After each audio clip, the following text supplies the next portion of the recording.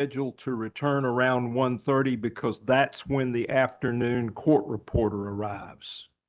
So rather than us sit around and wait for a court reporter, we'll try to maximize the morning. Are there any items that need to be addressed before we resume? Okay, so you have Roberts and She?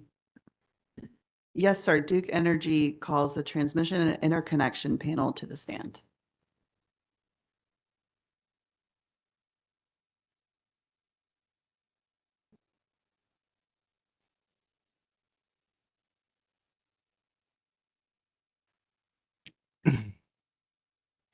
Good morning. Morning. If you'd place your left hand on the Bible and raise your right hand, do you swear that the testimony you're about to give is the truth, the whole truth, and nothing but the truth, so help you God?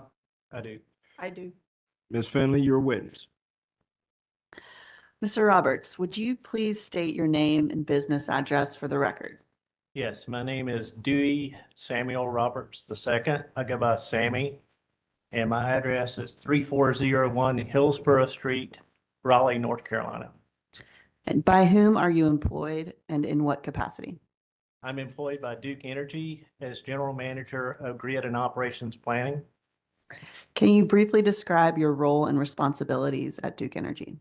Yes, I have primary responsibility for the development of midterm and long-term strategic transmission planning, generator interconnection studies, and integration of resource plan resources into system operations to be able to reliably serve our growing customer load. And Ms. Shi, would you please state your full name and business address for the record? My name is Jing Shi. My business address is 411 Fairville Street, Raleigh, North Carolina. And by whom are you employed and in what capacity? I am employed by Duke Energy as a general manager for renewable integration.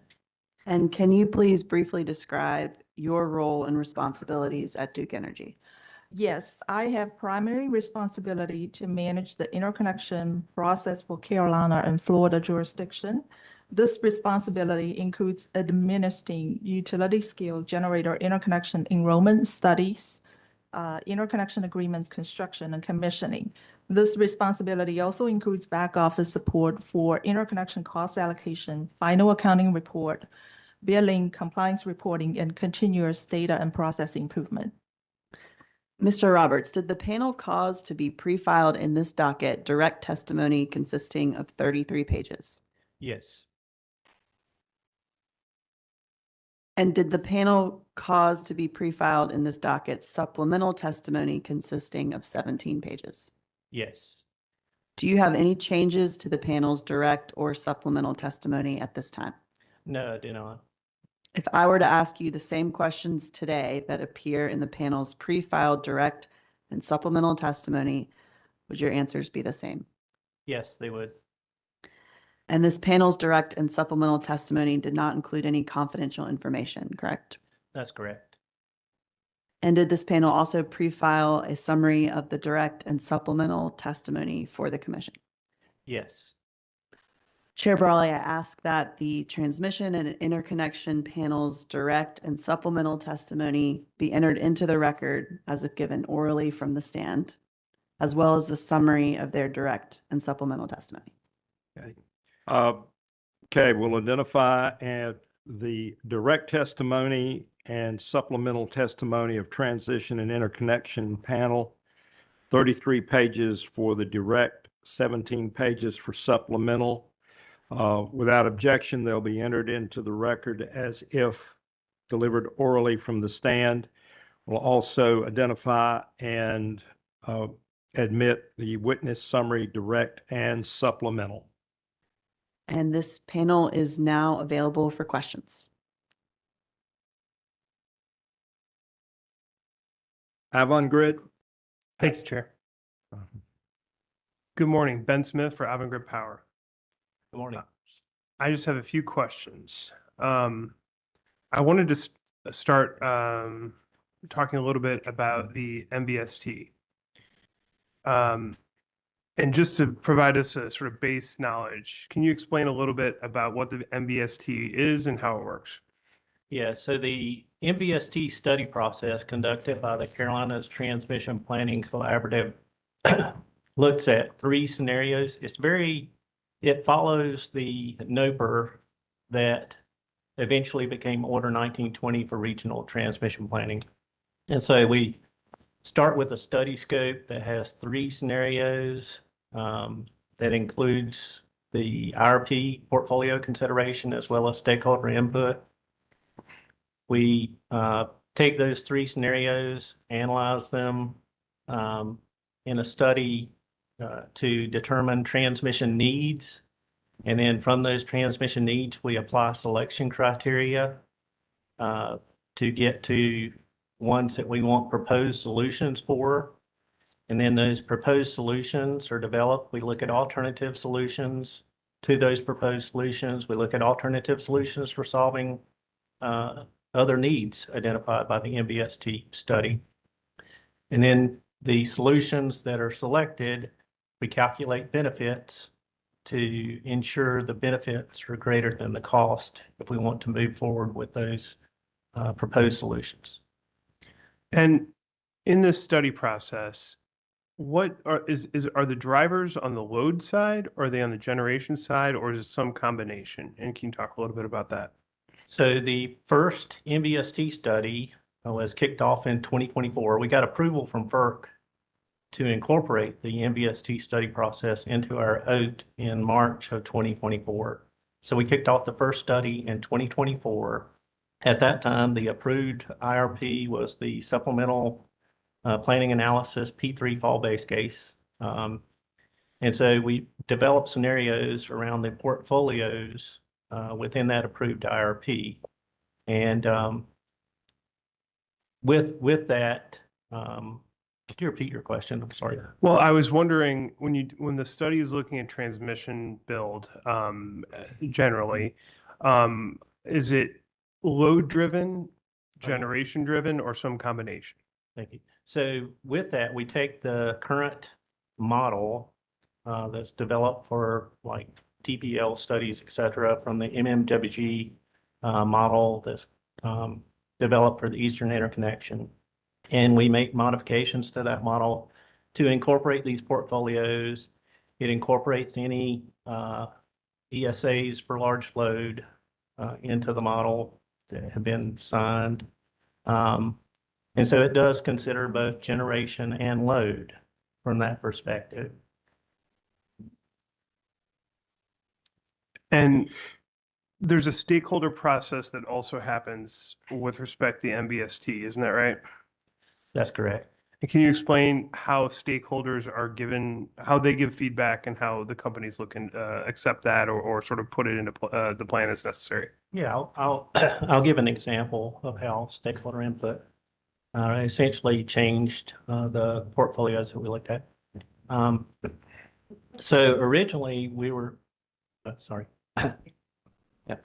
Originally we were going to just take the public policy request and the economic transfer request and digest those and convert those into portfolios associated with the first MVST study. And through stakeholder input and suggestions for considerations for modifying those portfolios, we modified them. So we modified them to look at the P1 portfolio, which was more heavily renewable based. And then, like I said, the P3 fall based case was the core portfolio that we analyzed. And then we had for the third scenario, we had a modified P3 fall based case portfolio. Thank you. And does Duke take precautions as they incorporate that data into the study to enable a diverse generation portfolio to sort of come out on the other side? Understanding that the IRP is already built into it, but as your iterative process continues, do you continue to check on that piece of it?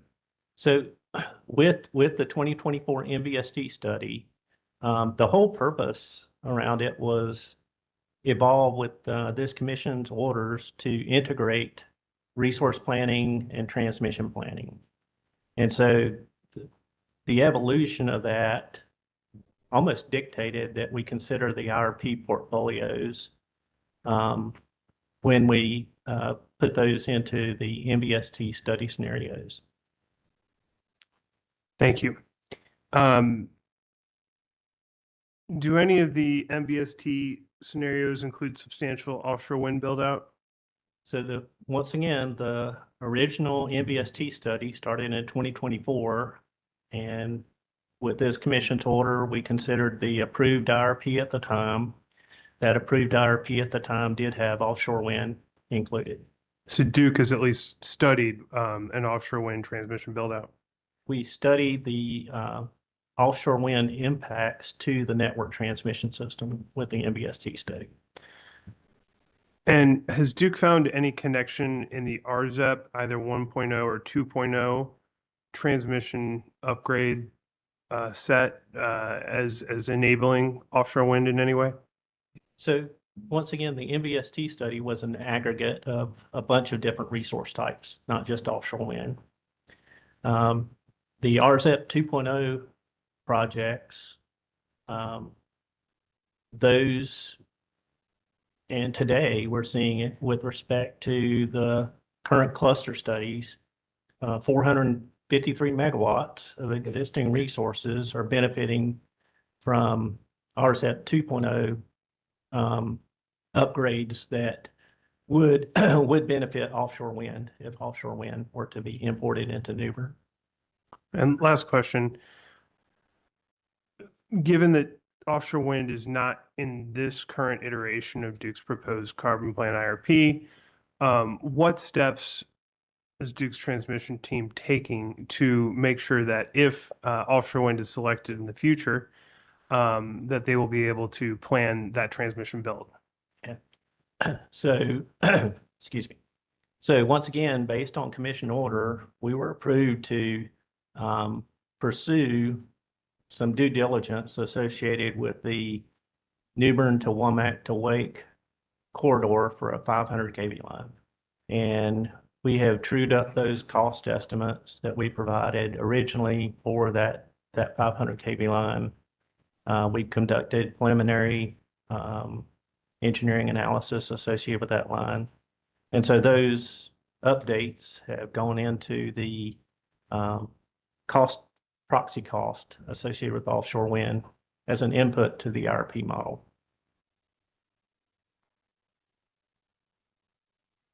No further questions. Thank you, Mr. Smith. CCBA? Thank you, Mr. Chairman. Can y'all hear me okay? Yes. Yes. My name is John Burns. I'm the General Counsel for CCBA, and I'll be representing them today. I appreciate your time and your testimony. Just to set the ground rules here, during this testimony, it is not at all my intent to take us into confidential session.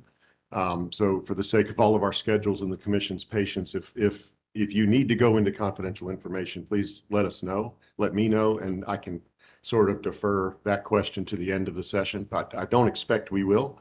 But if we do, please let me know, and I'll try to consolidate those questions. Ms. Shee, I'll start with you. In cross-examination this week, a prior witness was asked to discuss the level at which solar and solar plus storage generators have chosen to proceed with temporary interconnection. What's the word I'm looking for? Provisional interconnection. My brain doesn't work sometimes. Provisional interconnection, and they deferred to you.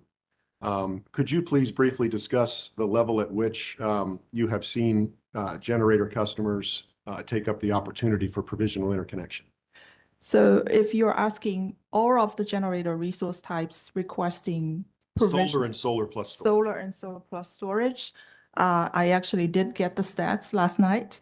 So there were 48 projects, solar and solar plus storage, who requested provisional interconnection services. And half of them are still active, meaning they either have executed provisional interconnection service agreement or are waiting to be studied.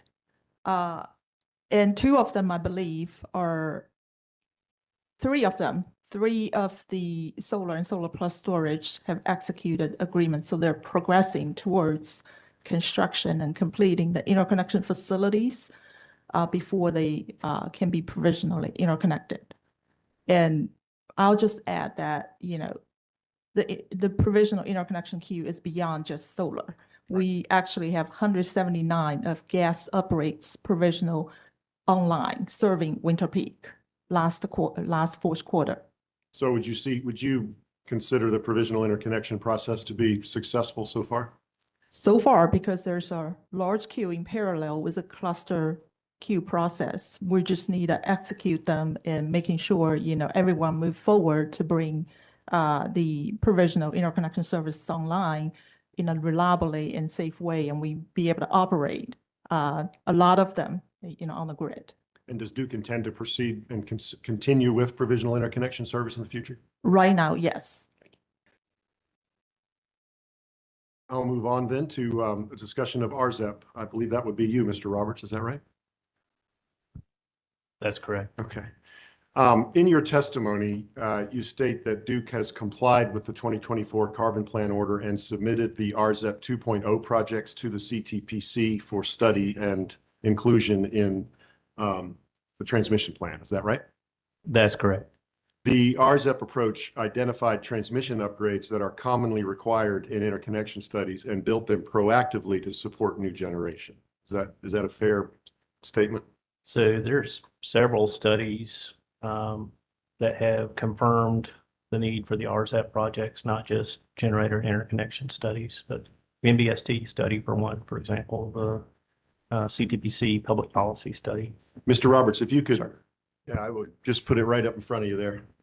So we just pull it closer to the whole thing. The whole thing. Yeah, there you go. You said that the other transmission studies, studies other than the transmission upgrade studies have justified the RZEP 2.0 projects? Studies other than the cluster studies for Okay. generator interconnection. What studies were those? The 2023 CTPC public policy study and the recent MBST study. Okay. If you had not included the RZEP projects as public policy projects in earlier studies, would they have been identified as reliability upgrades or MVST upgrades in later studies? Most likely they would have been driven by cluster studies. But yeah, eventually they would become a reliability upgrade needed. Okay. Since the completion of RZEP 2.0, have you identified additional network upgrades that are common to multiple resources in the generator interconnection or DICES studies that are similar to the RZEP 1.0 or 2.0 projects? So with the MVST study, once again, it's a more comprehensive approach where we're looking at both generator and load impacts with IRP portfolios considered. And that did drive 5 projects, proposed projects, and 2 of those are moving forward into plan state. 3 of them we will be monitoring with the next MBST study to see if they need to move forward. Thank you. You've leapt forward in my outline a few pages, so I appreciate that. And I'll follow up on that in just a moment. Prior to 2024 in the institution of the MVST process, Duke and the CTPC did not necessarily study the resource mixes identified in the IRP process, did it? The main thing we considered in the models in CTPC prior, unless it was requested through public policy or transfers associated with economic transfer, is we would include executed IAs, generators or resources with executed IAs in the models. And what would that do?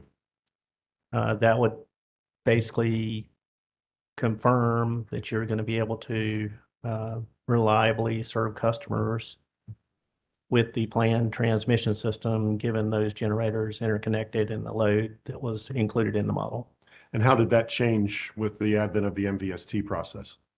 The MVST is more of a forward-looking as well as a integrated planning approach that considers the IRP resources along with the load in a forward-looking transmission planning model. When you incorporated review of the IRP resource planning mix into your transmission planning, Did you identify a need for any transmission upgrades that had not been identified through earlier planning focused on that reliability study that you mentioned? Yes, the MBST study did identify additional network upgrades with that forward-looking approach. So it's, you said forward-looking, that I think in prior, we talked about proactive transmission planning. So that's what MVST is. Is that right? Yeah, it's forward-looking, and what you're hoping to arrive at is those least regrets or no regrets proactive transmission projects. Did the CTPC produce a comprehensive planning study that included the needs and projects identified in the MVST process? Rephrase your question. Well, yeah, maybe I can do it a different way. If you could, you should have the CCBA proposed exhibits binder up there, or potential exhibits binder. Yep, that big one. It's actually turned the other way. There you go. If you could turn to exhibit 16, potential exhibit 16.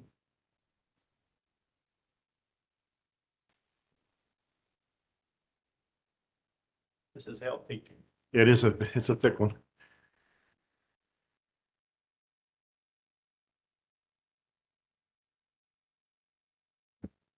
Yeah, this the Hold on, let me go through the steps and then we can make sure we're talking about it on the record. Is that the report on the CTPC 2025 to 2035 Collaborative Transmission Plan published April 16th, 2026? That's correct. For identification, I will mark this exhibit, potential exhibit 16 as CCBA Cross Transmission and Interconnection Panel Direct Exhibit 1.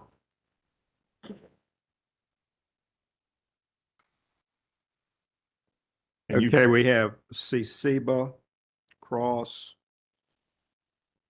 transmission and interconnection direct exhibit 1 based on CCBA exhibit 16. Correct. It is identified. Okay. Can you explain to the panel what this collaborative transmission plan is? Yeah, so annually, we're required to perform certain local transmission planning studies in accordance with our FERC-approved open access transmission tariff.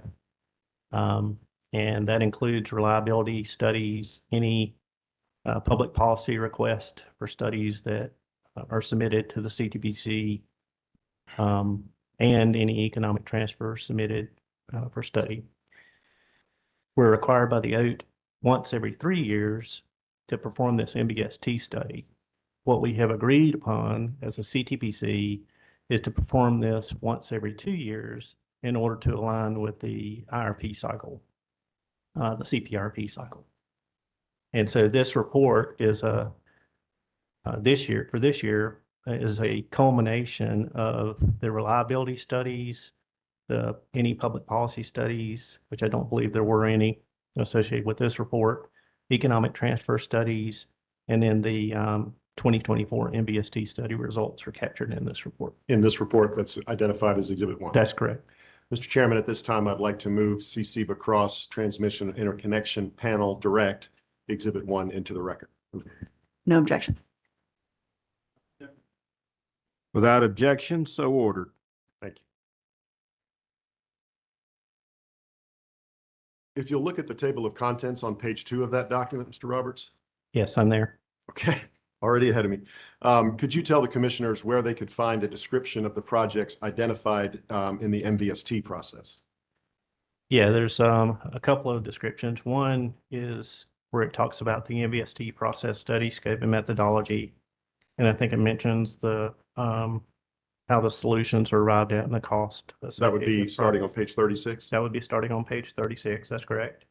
And then again, with appendices G and H, it gives a list of the MVST projects, and then Appendix H gives a description, a more detailed description of the MVST projects. Why are the MVST upgrades identified in this study needed? Briefly, if you can. I realize you could go into great detail on each of these, but if you could give a general description of. At a high level, these projects were identified well, multiple needs were identified in the MVST study. But some of the needs were created by like one or two resources. And so, do you really want to speculate on building transmission associated with one or two resources? No, we've concluded no. If you have multiple resources and load that the energy from those resources needs to get to reliably serve our customers, then that probably warrants a closer look. And so, once again, we had selection criteria, such as what I was describing, to boil down all the needs identified to the ones that needed to move forward with respect to solutioning, and then looking at alternate solutioning. And then lastly, once again, we calculated benefits to ensure benefits were greater than cost. And so that's how we arrived at the list of 5 projects. What were the most MVST. significant takeaways beyond the specific projects that you and Duke learned from your first MVST study process? Some of the lessons learned were that we benefited from taking stakeholder recommendations and looking at corridors of needs versus individual needs. That helped to boil down, overall where solutions may solve more than one need with a solution, or solve a corridor need. Some of the other lessons learned were associated with going forward, capturing load sensitivity with respect to the pace of load that we're seeing. And but I think overall it definitely served its purpose of taking the IRP portfolio and looking at the transmission impacts from implementing that portfolio to once again be able to reliably serve increasing load of our customers. Are there any issues in coordinating an MVST study with other transmission planning processes, such as your reliability and generator interconnection studies? Did you identify any problems or difficulties in that coordination? No, we didn't identify any problems of coordination. Like I said, we and one of the other purposes of the MVST study is there a multi-value solution or project that will even solve the reliability issue, right? But we didn't identify any coordination issues because we start with the original model that goes into all of our planning processes, and we built it from there for the MVST study. Beginning on page 44 of that exhibit of the report.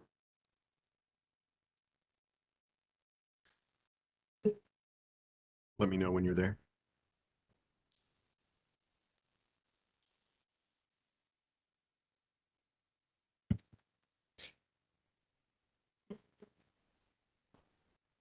Okay, I'm there. Beginning on page 44 under heading 8, that's where the MVST planning process study results are discussed, correct?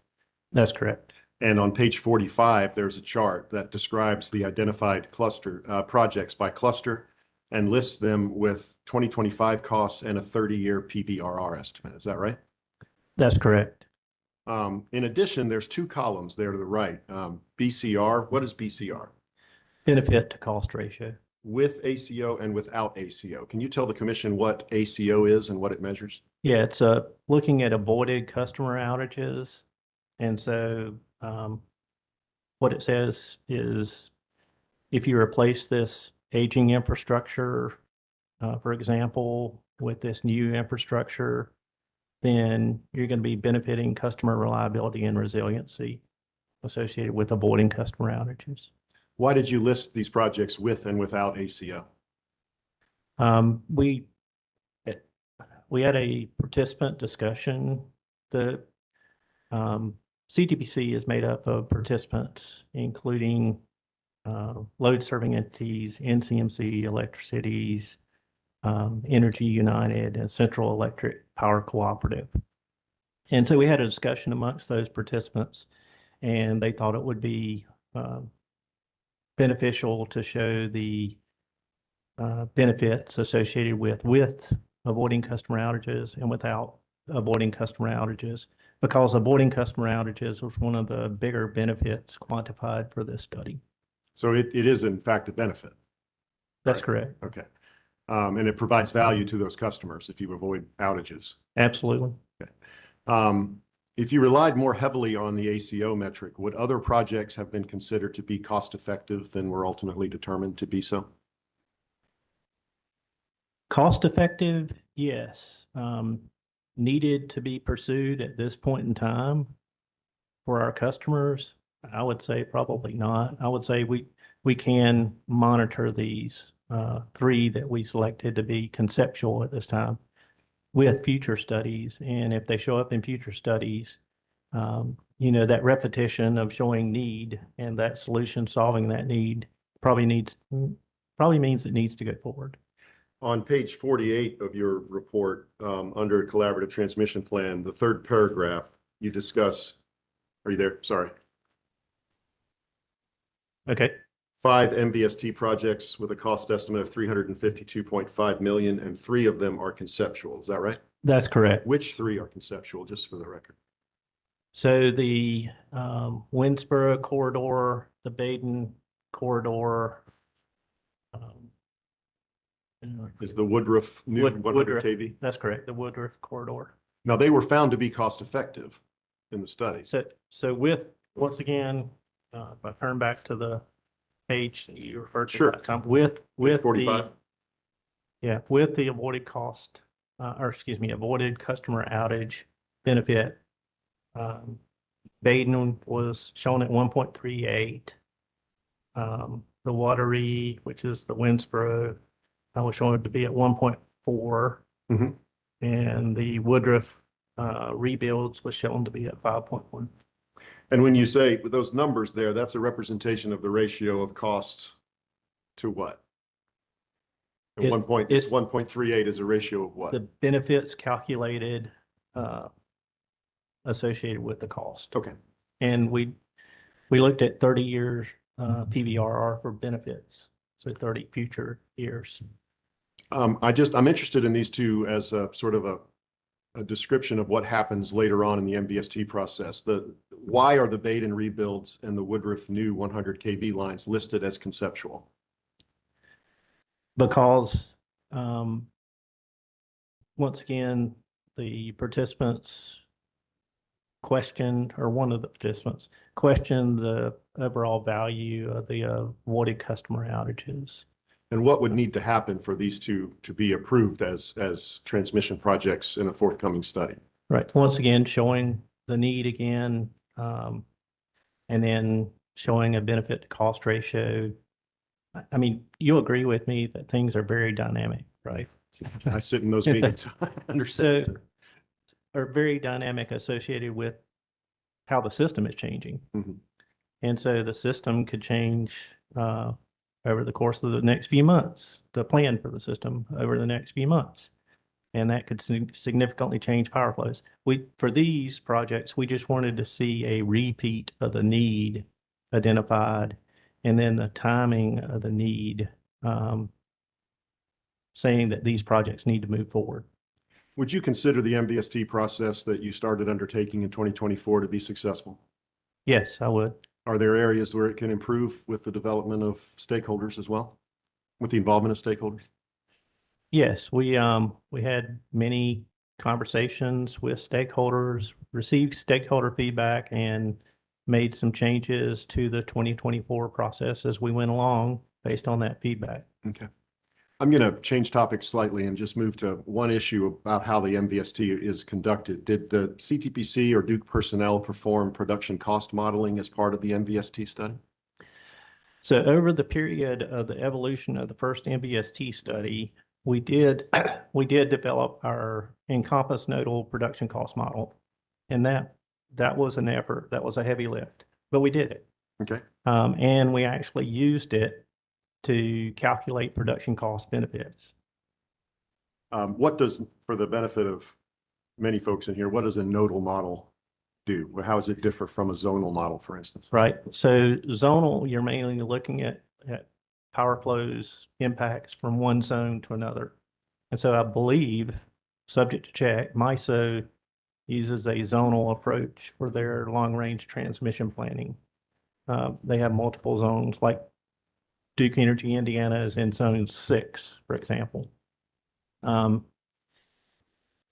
so they look at zone to zone flows associated with things like cost allocation for the LRTP projects. Okay.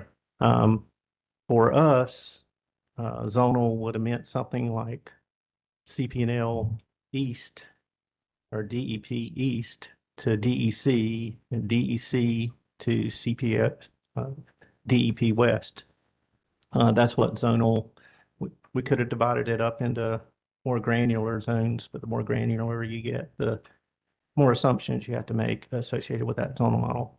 What nodal does is it's literally like our PSSE network model. And when I say PSSE network, PSSE is the tool we use for analyzing transmission impacts on our system. And when I say network model, I'm saying you have buses and branches. Those branches represent transmission. The buses represent things like substations. And so you have buses and branches, all of them that reflect our network system in that model. Okay. And so it's a lot more granular approach. Does the MVST production cost model accurately reflect real world market conditions? So we did some benchmarking with respect to actual interchange, things like that. The jury's still out with respect to, is it totally accurate? And so we just want to get some, like I said, we literally developed this production cost model over the period of this MVST study. We need some more runtime with this production cost model to say it's accurate. Would it be helpful, I mean, if you can show that it's accurate, would it be helpful to validate it against historical market conditions? And see if the production cost model replicates real world conditions? Benchmarking is one item. Yes, I'll agree with you. However, a second item is things like not having alignment with neighbors with respect to things like fuel cost, with respect to things like being short or long capacity. Those sorts of things are dependent variables with this production cost model that can really throw it off and Okay. give you inaccurate results. Understood. I want to shift gears now away from MVST and focus on regional transmission for a moment. Okay. And then that should be the end of my cross, but I know I've exceeded my time, but I'm trying to cover as much as possible if you don't mind. Does DEC and DEP have regional transmission connections with your neighboring systems? Yes. Which systems and approximately how large are those connections? I can't tell you the NVA capability off the top of my head, but we connect with TVA, we connect with PJM, we connect with, and that would be both AEP and Dominion Virginia Power. We connect with Santee Cooper, we connect with Dominion South Carolina, and we connect with Southern Company. Small connection with Southeastern Power Administration, small connections with Cube Hydro. Okay. What is the purpose of having regional transmission connecting to neighboring systems? What is the benefit that provides to Duke system? So reliability benefits. We can exchange economic power. So those are some of the benefits. Okay. You've in the past relied on regional transmission during, say, winter storm events to deal with the issues caused by winter storms, correct? That's correct. So that would be a reliability benefit. That's correct. I would Okay. agree. And you mentioned economic benefits. What would that be? So, for example, we used to purchase non-firm power at night that was at a really low incremental cost from PJM to pump at Bad Creek. Okay. That was one example. But So can a utility with a surplus of generation sell that surplus to a regional neighbor that needs the power at that time? if a entity has surplus, now we're talking about planning here. So like Sure. I said, things are really dynamic. They're changing really fast. So to rely on a neighbor long-term, that purchase of power is a different story. But short-term, yeah, you can rely on that regional transmission for purchase from neighbors. And as part of that changing dynamic, there's an increase in renewables penetration in Duke's system, correct? For solar in That- particular. I would agree with that. With rising solar penetration, Duke could conceivably utilize regional transmission to sell its excess generation during peak solar hours to neighboring systems, couldn't it? Or to charge batteries, Or to charge batteries. But if there's a surplus, you could conceivably sell that surplus. conceivably, yes. If you couldn't use that surplus to charge batteries, you would, and you couldn't sell it, you would otherwise have to curtail that solar. We would go through our operating procedure that specifies for protocols for curtailment. And we would go in the order, the tiered order we have associated with that curtailment. And I think the second tier does have us curtailing solar. Transmission allows for system operators to take advantage of load and generation diversity across a larger system, doesn't it? Once again, things are changing very dynamically around us. And so being able to effectively plan long-term for reliability for our customers, it's hard to forecast how our neighbors are going to look 5 years from now. Okay. And if they're going to have surplus, if they're going to have deficits. I know a couple in 2 IRPs with neighboring systems have literally stated they're expecting to have deficits. So, But in fact, it was one of the benefits of the merger of Duke and Progress originally. The original merger was having a larger system that could more efficiently move power, correct? yes, that's correct. Okay. And along with operating reserves, sharing operating reserves, et cetera. Yeah. Does regional transmission transfer capability play a role in setting your planning reserve margin? So we do have a component for neighboring assistance in our resource adequacy study. Once again, that's dependent on that neighbor having surplus. Were there benefits I don't want to get too much into the merger docket or the 1U docket, but were there benefits of that merger that Duke highlighted, such as more efficient planning, improved ability to avoid redundant investments, and build fewer assets to meet the combined system's needs, such things like that? Do you recall those discussions? Yeah, I think there's a Carolina's Utility Operations, I may have the name wrong, of the panel with Witness Hoots that's coming up later. He may be better to answer your questions. Understood, but could some of those same benefits also apply to regional transmission cooperation among different systems? Once again, I think our customers, especially in this commission, would appreciate us being very prudent in investing in transmission. And if we're building, it's like building a highway to nowhere, right? If you build an interstate and nobody ever travels on it, did you spend money wisely? I don't think so. So in hypothetical cases, you're correct. Having more regional transmission could provide you access to other power if it's there. But if it's not there, you've wasted your money. But if I'm wanting to go to Richmond and there's no road, I can't get there. If you build a road, then people might use the road to go to Richmond, right? That's correct, but there's a difference between building an interstate and a secondary road. Okay. That's a fair point. Thank you. Are you familiar with the Southeast Exchange Market, or SEAM? Yes, I am. In Appendix K, and I think it's on pages 45 and 46, you explain how SEAM works. I'm sorry, could you refer to that reference? Appendix K of the of the proposal. Yep. You can set aside my binder. I don't have any more for you in that.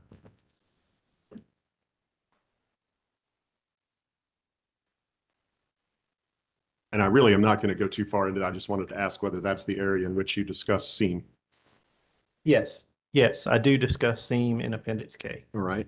Does SEAM rely on regional transmission to transact with neighbors? SEAM relies on as available transmission between neighbors to conduct bilateral trades.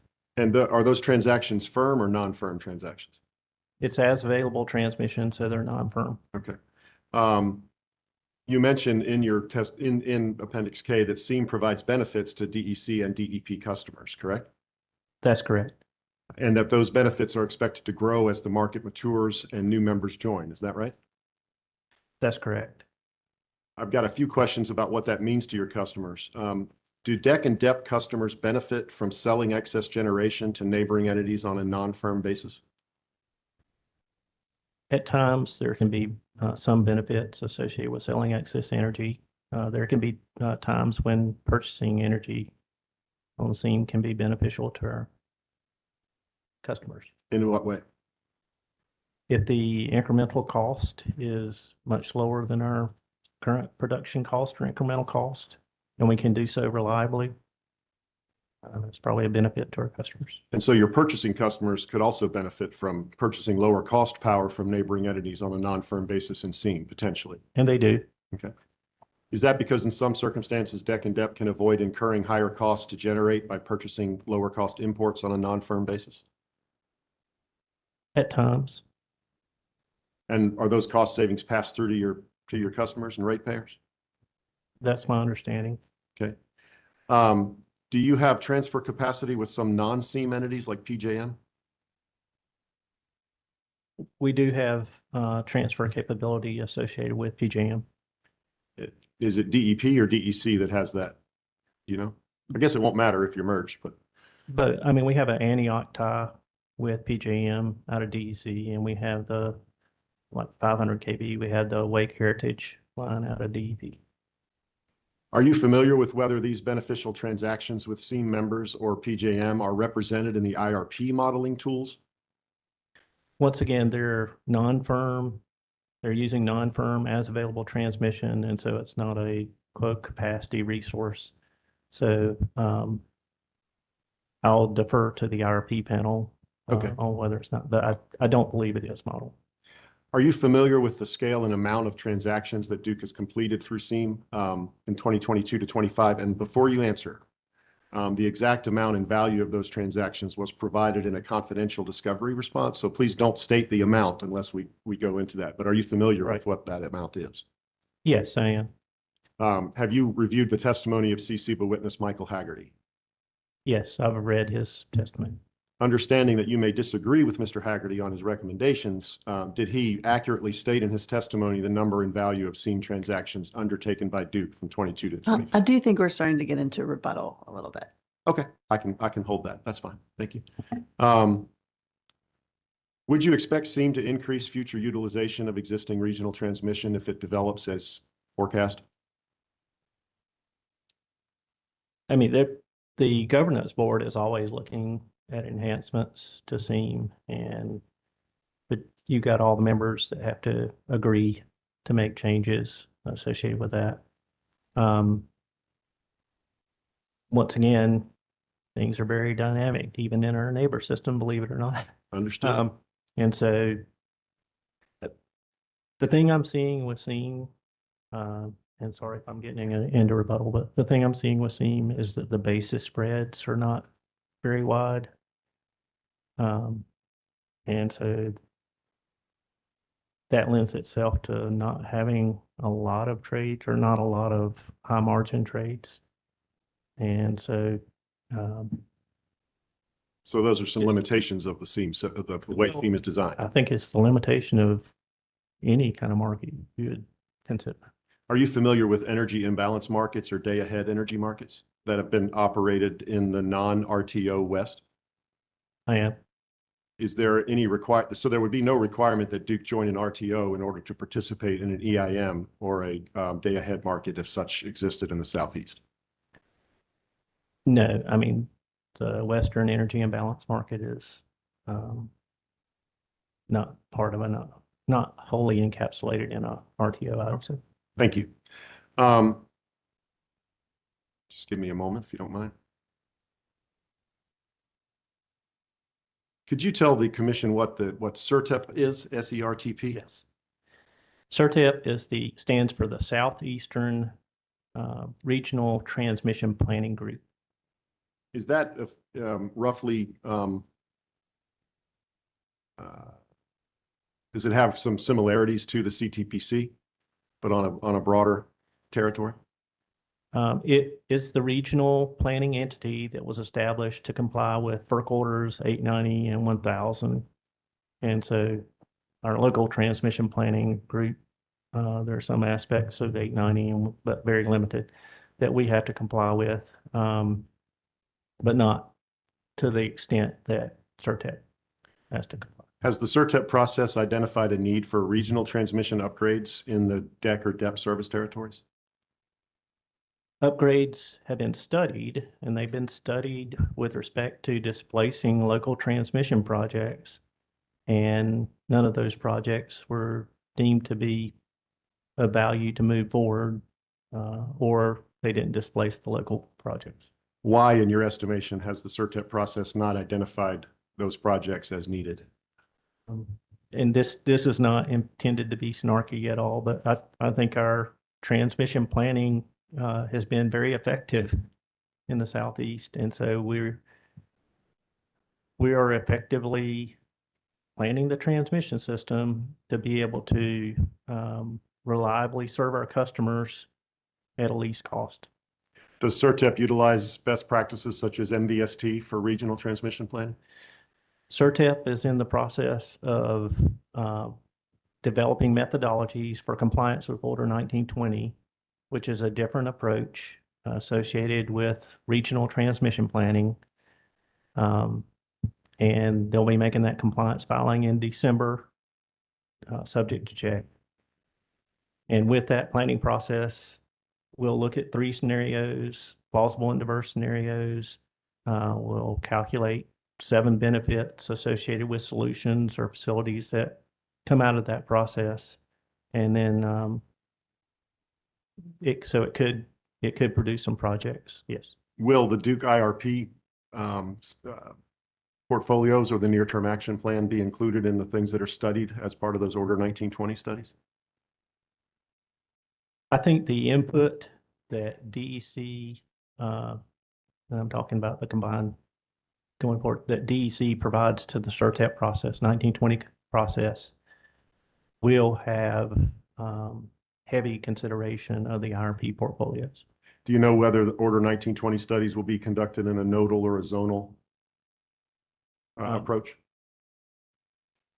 I do not. I mean, I do not. I can't accurately or with confirmation state this is the way CERTEP is going to conduct the study. Mr. Burns, I'm almost done. I have 2 more questions. well, that's part of the question because I need to give her a break fairly soon, and Yes, sir. you have exceeded I your have greatly reservation exceeded. by I've- quite a bit. I apologize for that. I'm very, very close to being done. Well, I will concede that I've been interested to hearing this discussion, but yes, if you would wind it up. Thank you. Thank you.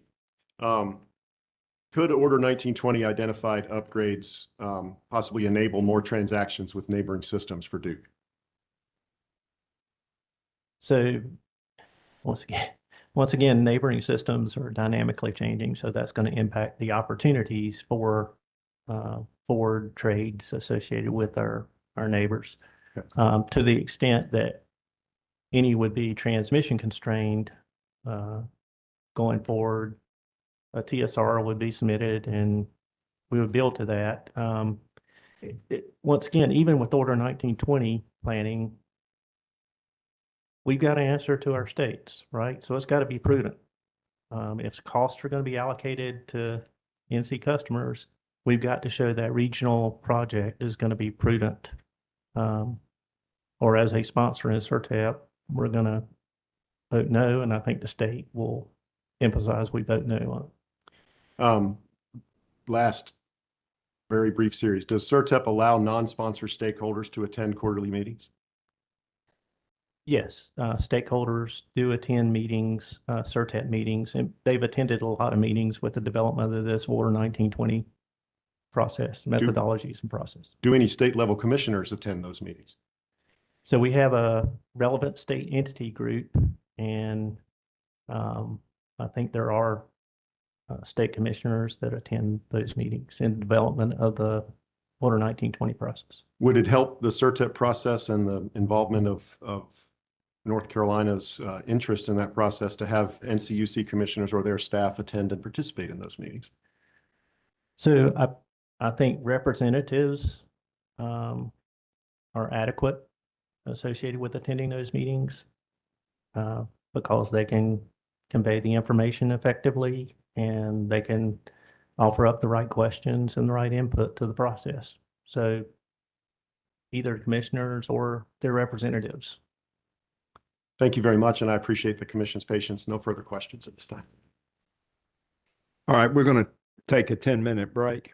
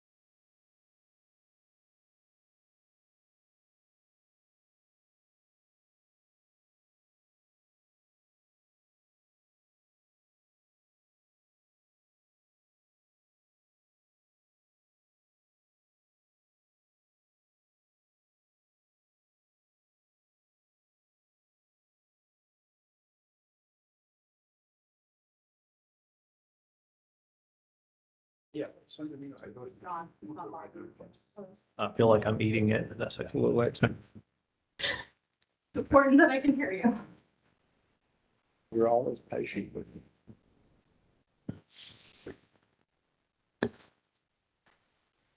All right, let's go back on the record. Sigfer. Thank you, Chair Brawley. Good morning. My name is Peter Ledford, and I'm here on behalf of the Carolina Industrial Group for Fair Utility Rates. I just have a few questions for you, so hopefully we can get through this pretty quickly. Before we took our break, counsel for CCBA asked you about the company's interties with other utilities. Do you recall that? Yes, But the companies are currently operating 3 balancing areas, at least for now. Is that correct? 3 balancing authority areas, that's correct. And are there interties between those 3 balancing authority areas? Yes. If you could turn to SIGFR Potential Exhibit 105. Ms. Shi, I believe that's in front of you, that binder there.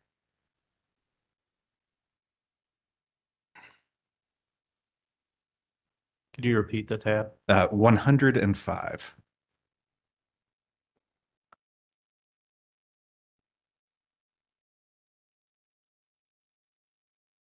Okay, I'm there.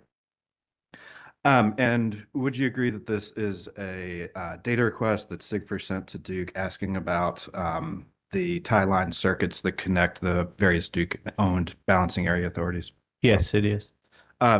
Chair Brawley, I would ask that SIGFR Potential Exhibit 105 be marked as SIGFR Cross Transmission and Interconnection Panel Direct Exhibit 1.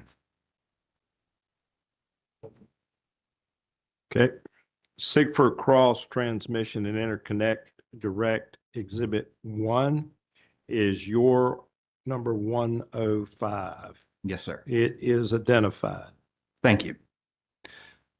And would you agree, recognizing that you did not prepare this data request, response to the data request, would you agree that there are a total of 16 tie line circuits connecting DEC and DEP, 4 between DEP West and DEC, and another 12 between DEC and DEP East? Yes, that's correct. Chair Brawley, at this time I would move SIGFR Cross Transmission and Interconnection Direct Exhibit 1 into the record. No, That- no objection. Without objection, so ordered. So I'd like to ask you about the impact of consolidating the 3 balancing authority areas. And for that, Mr. Chairman, I would ask that SIGFR Potential Exhibit 107 be identified as SIGFR Transmission and SIGFR Cross Transmission and Interconnection Direct Exhibit 2.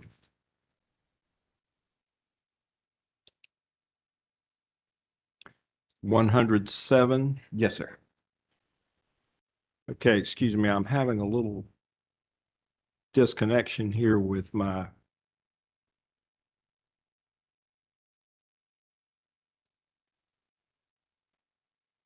okay. Sigfer Cross Transmission Direct Exhibit 2, your 107. Yes, sir. It's identified. And Mr. Roberts, do you recognize that this is a data request from the recent DEC and DEP consolidation proceeding? Yes, I do. And this was an exhibit in that proceeding and was admitted into the record there. And at that time, do you agree that this says that Duke has identified no transmission investments associated with the cost to achieve the merger combination? I'm just going to object to this line of questioning. I think this exceeds the scope of his direct. I'm not sure that I'm I was going to defer to witness Hoots anyway. Okay, is his answer deferring to another one? Does that take this off the table sufficiently for you? Mr. Ledford. My last question was going to be whether there are still no costs associated with the combination, but I'm happy to ask that of a rebuttal witness instead. All right, thank you. No further questions. All right. Thank you, Mr. Ledford. EDF. Morning, Ben Smith for EDF. I just have a couple questions. A lot of my ground has been covered. In your direct supplemental testimony, you talk a little bit about large load concerns with respect to transmission planning. Isn't that right? I wouldn't say it's concerns. My recollection is my supplemental testimony talks about large load not impacting things like maintenance schedules. And I guess what I want to ask you a little bit about goes a little bit to some questions I asked earlier on behalf of Avangrid. Is there a process that the companies consider that enables large load customers to the speed to power that they wish to seek by helping to provide their own generation or investments in generation that you all have considered? Witness G, do you want to take a shot at that and I'll follow up? Can you ask that question one more time? Yeah, I kind of asked in a roundabout way, but I guess what I'm trying to get at is that from my understanding, a concern for some large load customers is speed to power. And some of the holdups can be network upgrades associated with new load and the new generation to meet new load. Is that right? So I can answer that one. Okay.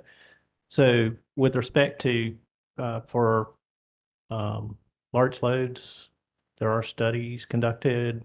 We do identify sometimes network upgrades associated with serving those large loads. And what do the companies do to synthesize new generation to meet that new load? Anything? So new generation to meet that load, once again, with our MVST cycle, we're going to put executed ESAs into the model, and it's going to consider the IRP portfolios. And so we'll look at the transmission impact. If that could be used for those generators that aren't sited yet, it could be used to impact siting considerations. No further questions? Thank you, sir. Say said all. Thank you, Chair Brawley, David Neal for SACE et al. A lot of my ground's also been covered. I think this will be brief. Mr. Roberts, good to see you.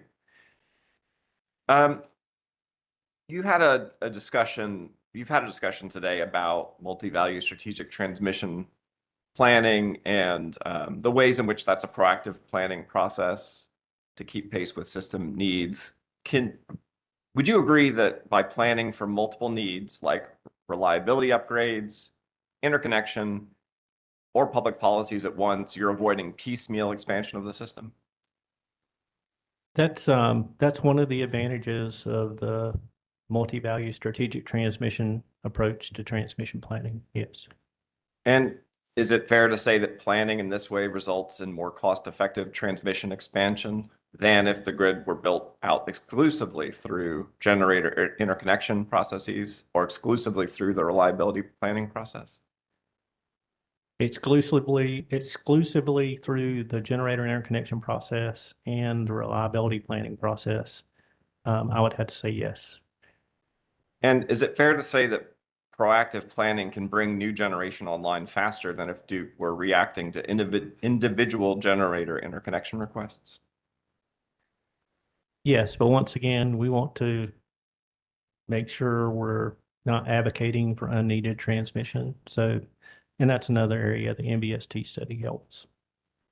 And given your testimony today, I think you would agree that with Duke's projected load growth, there's no avoiding transmission investments to serve growing load. Once again, everything is really dynamic at this time. And so it's important that we do effective transmission planning studies. We identify no or least regrets transmission projects, and we pursue those in a proactive manner.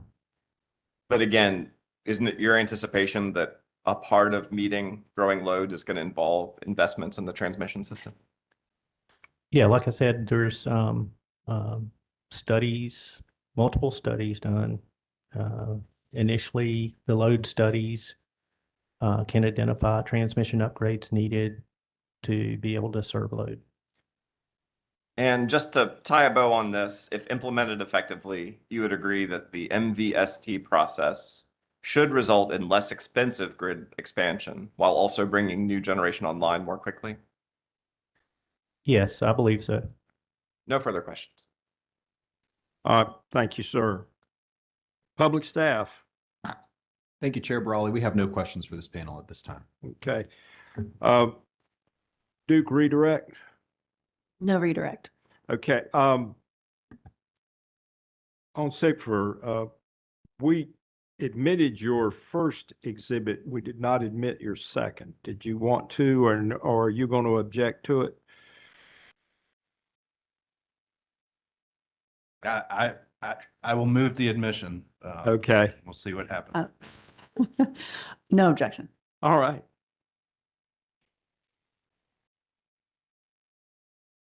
Okay, it's commissioners' questions. Ms. Shee, I want to go back to an answer that you gave earlier. This was on provisional interconnect. You mentioned there were 48 solar, and then you used a second number of 179 that included others. Is the 40 part of the 179, or is it 40 plus 179 interconnect requests? Let me clarify, Commissioner Brawley. So the 48 is a number of solar and solar plus storage Yes. projects that requested provisional interconnection. The 179 is megawatts of gas upgrades that are already provisionally operational, serving winter peak. Thank you. So I appreciate you clearing up my misunderstanding. So in the direct testimony, y'all mentioned that Blues Creek is indicated as being critical for voltage support. Has Duke considered using existing coal facilities as synchronous condensers or for inertia and voltage following their retirement? Yeah, there's always considerations of what's in the best interest and best value for the customers. Synchronous condensers are a source of dynamic bars and stability with inertia on the system. There are other utilities that have converted retired coal-fired power plants to synchronous condensers. At this point in time, I don't know of a plan that we have for converting any of our planned retired coal units to synchronous condensers. All right. Thank you, sir. We talked a lot about the Southeastern Energy Management Southeastern Energy Exchange Market, SEAM, earlier today. Did you have any other comments about ways Duke can leverage or expand its use of SEAM? Yeah, at a high level, once again, we have meetings with the other members of SEAM, the other participants, and we discuss, potential improvements. What we are seeing is a pretty good increase, especially year to date, associated with savings associated with SEAM purchases and with SEAM sales. It's much higher than the number I mentioned in my Appendix K. Okay. Thank you. Questions from other commissioners? Commissioner Gaida. Thank you, Chair. Mr. Roberts, you spoke some about MVST. So correct me if I paraphrase you incorrectly, but I think I may have heard you say along the way that this is a method of integrating resource planning and transmission planning. Would that be a fair statement, or do you want to correct that? I think it's correct, and we have an intervener's testimony that substantiates that statement. Okay. Do you see, with that in mind, Are there any, does Duke or see any future opportunities or movement into a deeper integration of resource planning and transmission planning? Considering the interconnection queue and classic transmission planning, or really for the foreseeable future is MVST going to be just the effective way that that's done? So I think I understand your first question now, but so it's an integration of resource planning and transmission planning, MVST, if that clarifies how I responded before. As far as generator interconnection planning, yes, MVST can proactively identify a need and propose a solution and plan a solution that will enable a lot of generators to interconnect, maybe even faster than we could have otherwise, or probably faster than we could have otherwise. With FERC Order 2023, FERC approves has jurisdiction over our transmission planning process. With FERC Order 2023 governing generator interconnection studies, we have to follow that process. And so that requires our cluster study process where we study generator interconnection. They enroll beginning of the year. We go through a couple of phases of studies with looking at power flow, looking at voltage stability, short circuit, and then facility study to go through and say, here's what it's going to take to interconnect you and proceed along. And that's part of the DICES cluster that we hear about. That's correct. But I think, subject to check, I think with FERC Order 2023, since they talk about cluster study so much, and I get this mixed up all the time, but witness sheet can correct me if I'm wrong, but I think we've changed to clusters, calling them cluster studies now instead of DICES. But you're correct. It was DICES for a long time. That's correct. We call it annual cluster now. Okay. Okay, thank you. Okay, questions on commissioner questions? Duke? All right, thank you. We'll see you on rebuttal. Thank you. Thank you.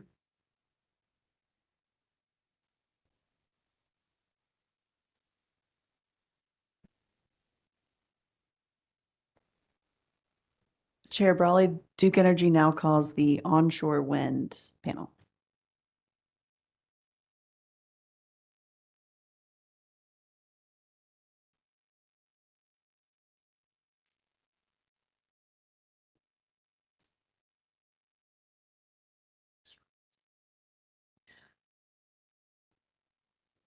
Good morning, sir. Would you place your left hand on the Bible and raise your right hand?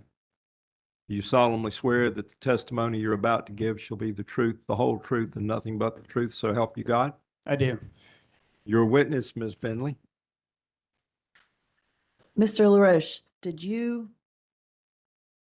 Sorry. Can you please state your full name and business address for the record? My name is Justin LaRoche, and my address is 525 South Tryon Street, Charlotte, North Carolina, 28202. And by whom are you employed and in what capacity? I'm employed by Duke Energy as Director of Renewable Development. And can you briefly describe your role and responsibilities at Duke Energy? I oversee the development of new renewable facilities, including solar and wind, on behalf of Duke Energy's regulated utilities, including Duke Energy Carolinas and Duke Energy Progress. And did you cause to be pre-filed in this docket direct testimony consisting of 12 pages? Yes. Do you have any changes to your direct testimony at this time? No. If I were to ask you the same questions today that appear in your pre-filed direct testimony, would your answers be the same? Yes. And your direct testimony did not include any confidential information, correct? Correct. And did you also pre-file a summary of your direct testimony for the commission? Yes. Chair Brawley, I ask that witness LaRoche's direct testimony be entered into the record as if given orally from the stand, as well as the summary of his direct testimony. Okay, the direct testimony of Justin LaRoche, consisting of 12 pages, will be entered into the record as if given orally from the stand. His witness summary will also be entered into the record without objection. They're admitted. Witness LaRoche is now available for questions.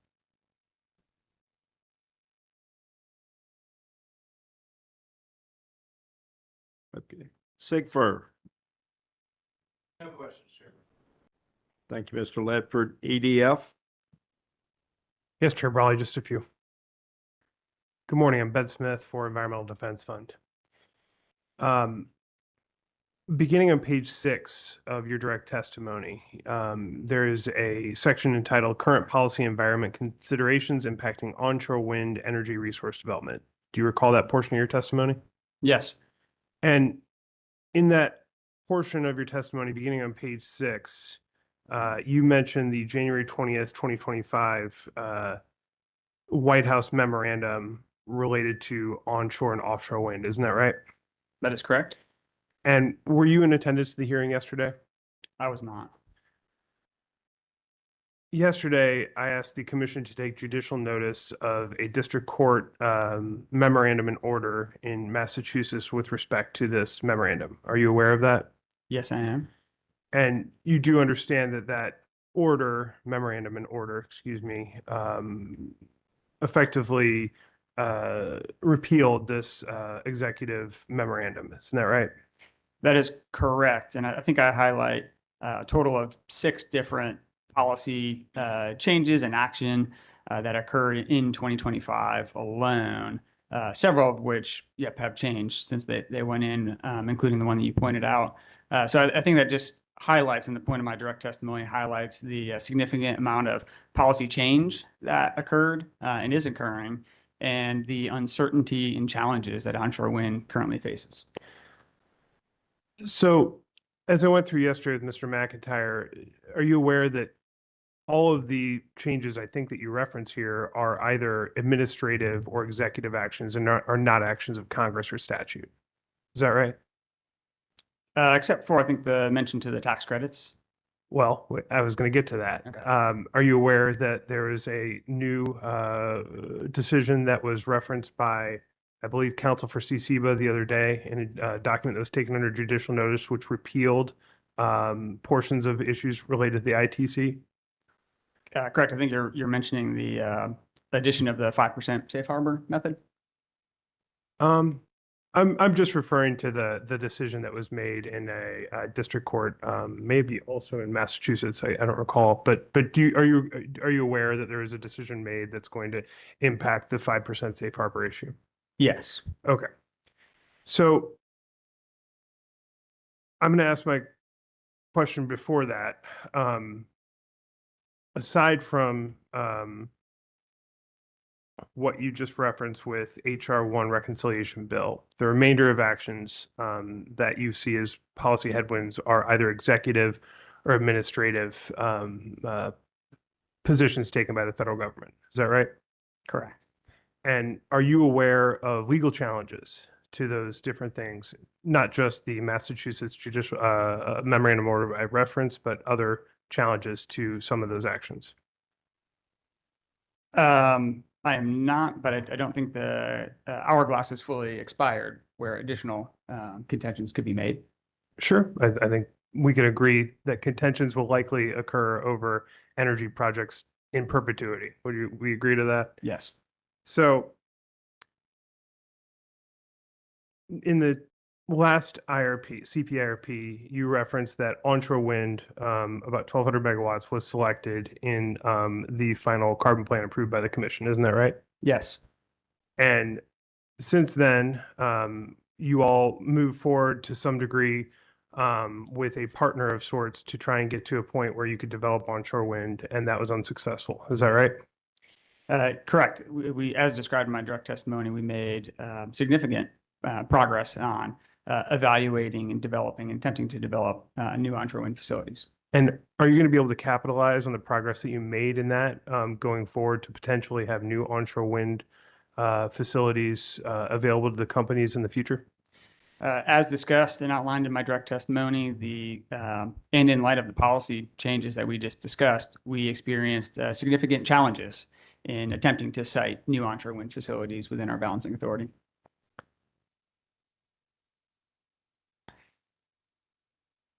Within your balancing authority, what do you mean by that piece of your response?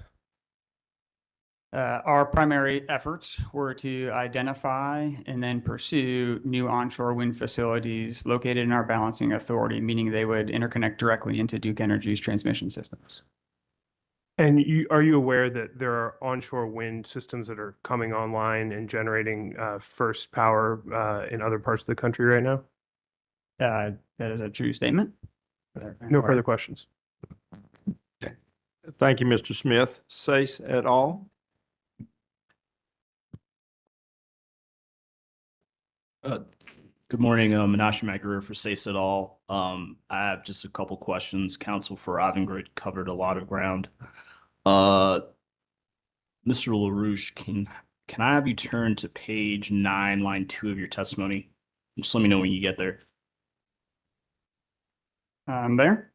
All right, so here you begin discussing the company's progress addressing the 2024 CPIRP onshore wind directives. Is that right?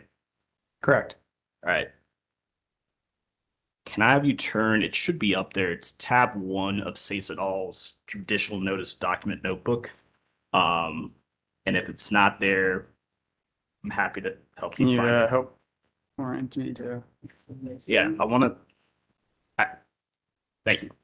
Counsel for, I'm just going to help you out. Appreciate it. Yeah. You said which tab? 1? Yes, yeah, so, judicial notice document 1, tab 1. Oh, Tab 1 refers to EIA, U.S. Energy Information charts. apologies for that. Co-counsel is going to get you that notebook. Okay. I was thinking it was still up there, but it's not. Thank you.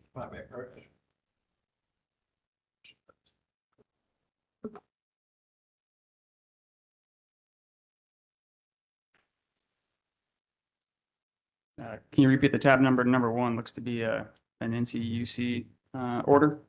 Yep, Okay, it's sorry. a CPIRP. Yep. Is that what it looks like? Correct. All right. Once you're there, can I have you turn to page, it should be page 18 of that document. The actual CPIRP page number, I think, is 177. So 18th page of the actual document, but page 177 on the bottom. Do you have it? Okay.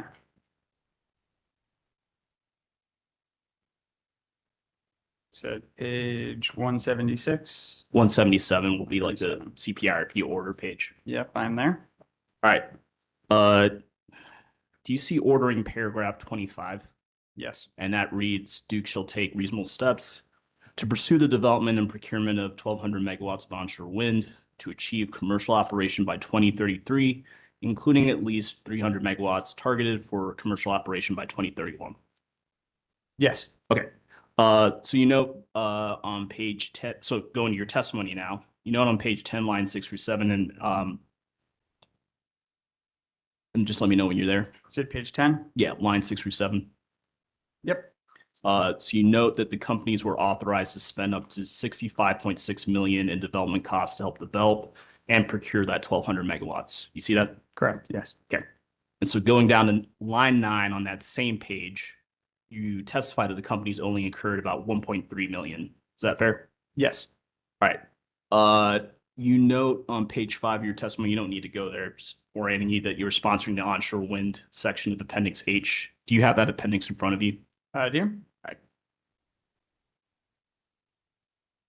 Once you have it open or have it handy, can you turn to the first sentence of the last paragraph on page 21? And just let me know when you're there.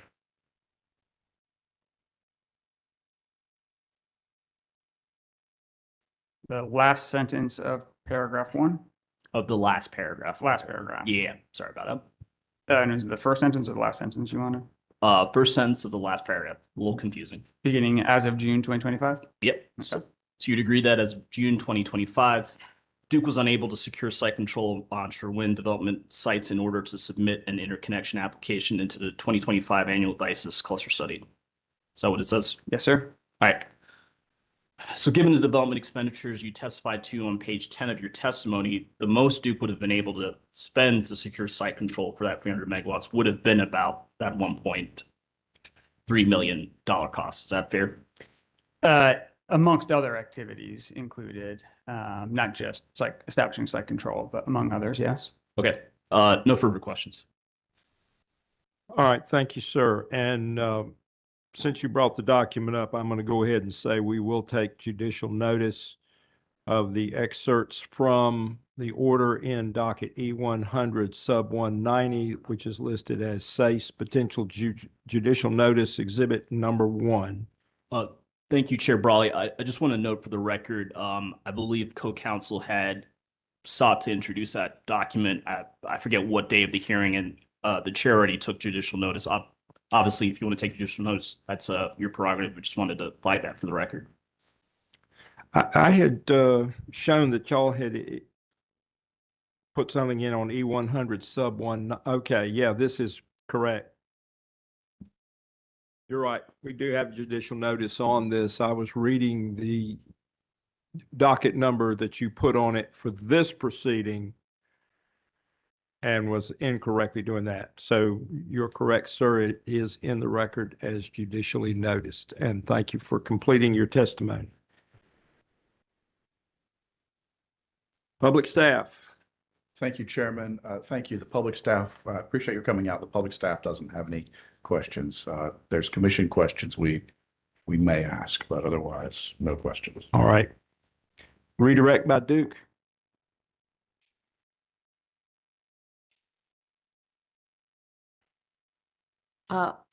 Mr. LaRoche, you were asked by counsel for EDF some questions regarding the some of the decisions and the market impacting wind and the impacts to the safe harbor provisions. In the House bill, the reconciliation bill, which changed the tax credit eligibility and expiration of the tax credits, did that impact the safe harboring for wind resources? Yes, much like some of the other renewable facilities, projects needed to qualify, safe harbor, start construction by July this year in order to establish eligibility for those available tax credits. And that's for all wind resources. That is my understanding.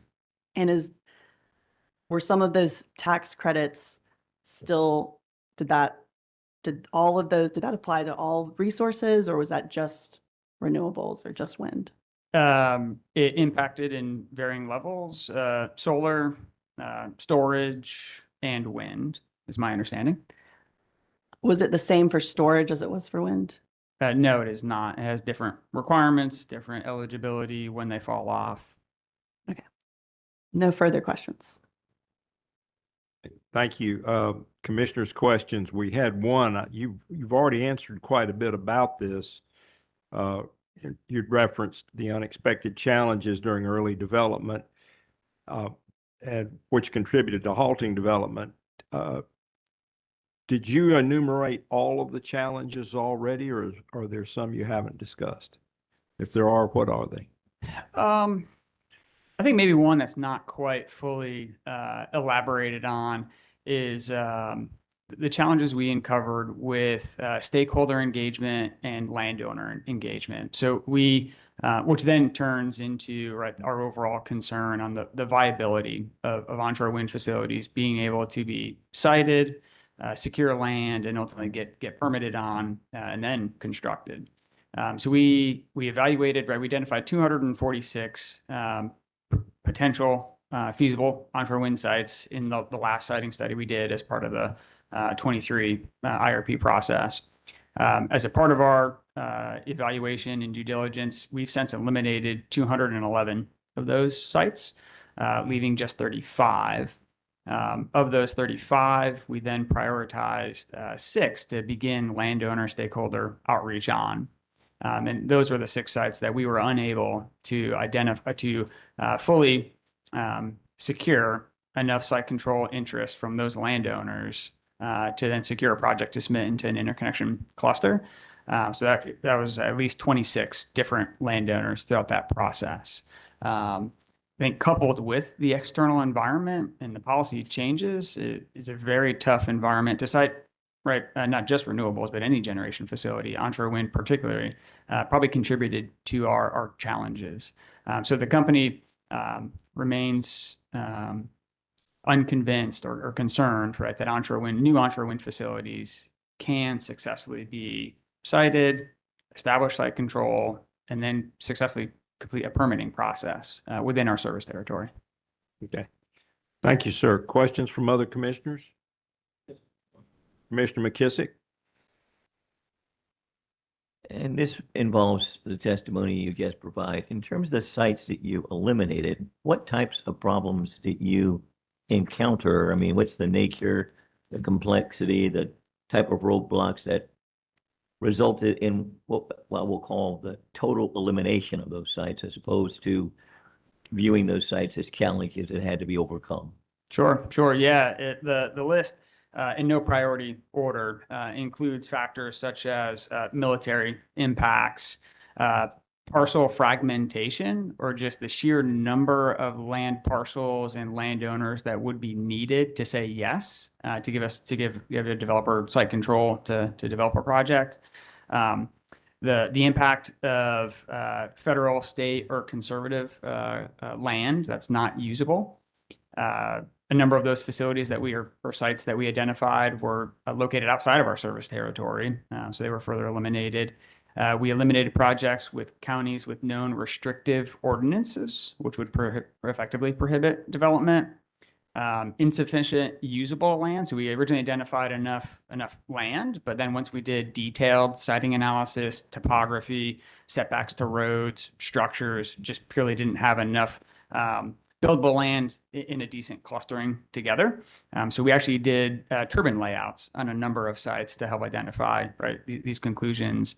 Lack of interest from landowners, and then lastly, local opposition. So a combination of those factors resulted in the elimination of the 211 previously identified sites. I'll add distance to transmission lines was another factor. The larger the distance we're away from a transmission line, longer easements we would need, just adds the complexity and viability of a potential site. That's helpful. So of the remaining sites that appear to be viable at this time, is there an intent to go further in evaluating them, notwithstanding the federal landscape and policy challenges at this time? No, really limited. I think in context of the preferred plan not selecting onshore wind in the near term, the near-term action plan really centers more around monitor the policy environment, the broader marketplace, take a measured and deliberate approach on what's prudent development activities at this time, considering these resources aren't really called for until 2040. But rather, we'll continue to do an evaluation of onshore wind as a viable resource for consideration for the next IRP. I understand that your testimony, what's come up, at this point in time in the near term, but I would hope there'll be some continued evaluation of what appear to be the remaining sites that could have some viability.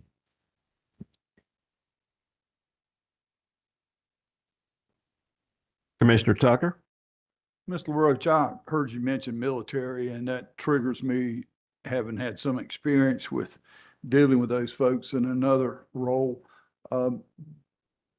Is primarily the focus for the onshore wind, was that in northeastern North Carolina? I'm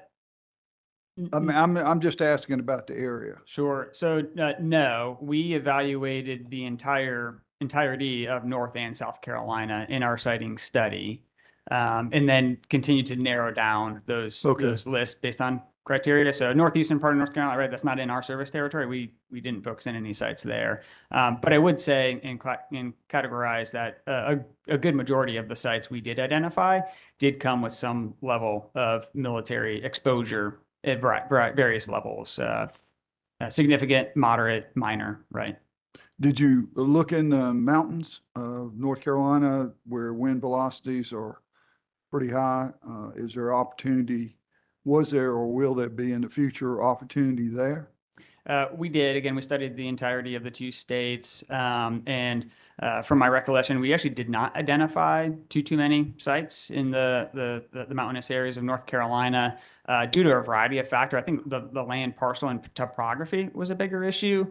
The mountain, and that's not the mountain siding act, but the law that limits the height, right? The development in the Carolinas did not really eliminate, from what I recall, many sites. And then wind speeds, from my recollection too, I think we saw higher wind speeds, theoretical studied, right? At least closer to the coast, compared to the mountains. But Okay. a lot of concern, I think, also on the validity of wind speeds, at the heights that we're talking about. As we looked at several different data sources and the same location, the same hub height across two different data sources would tell you a pretty significant difference on what this wind speed's going to be. So that's one thing that we're considering is should we evaluate, right, wind speeds at some of these sites to get a higher degree of confidence? Would it be economic to build a facility there? Okay, thank you, sir, for that input. No more questions. Questions on commissioner questions? Environmental Defense Fund has a couple. Mr. Smith? Are you aware of, and this is with respect to a couple questions. One, Chair Brawley's questions about where you brought up he questioned viability issues, you brought up siting issues, and then Commissioner Tucker brought up Northeast North Carolina. Are you aware of the Amazon Wind US East Wind Farm or Desert Wind? Yes, I am. And you're aware that it came online in 2017? Sounds about right. And are you aware that its capacity is approximately 208 megawatts? Sounds about right. And that falls in the Dominion footprint, isn't that right? That is my understanding. Okay. And are you aware of Timbermill Wind, an Apex Clean Energy wind project? Yes, I am. And are you aware that the capacity for that project goes up to 189 megawatts? That also sounds about right. And is that also in Dominion territory? Yes, that is my understanding.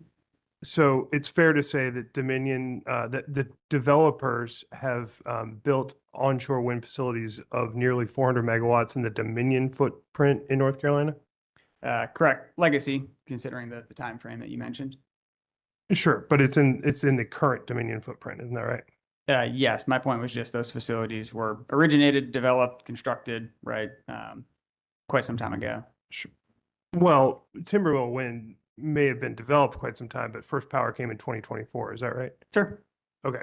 So it's fair to say that 400 megawatts was developed in the Dominion footprint, but 0 megawatts have been developed in the Duke Energy footprint in North Carolina. That is correct. To our knowledge, there are no active third-party developers developing any facilities within Duke service territory.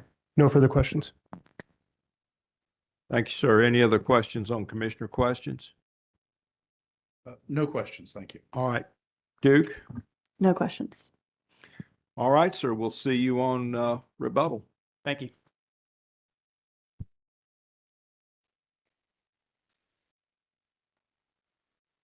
I believe this is your last panel on direct. You sound a little excited about that, Chairman. Well, I will consider it a sign that we are making progress in doing the people's business in an expeditious manner. I agree wholeheartedly. Chair Brawley, with your leave at this time, we would call to the witness panel, to the stand, the Carolinas Utility Operations Panel.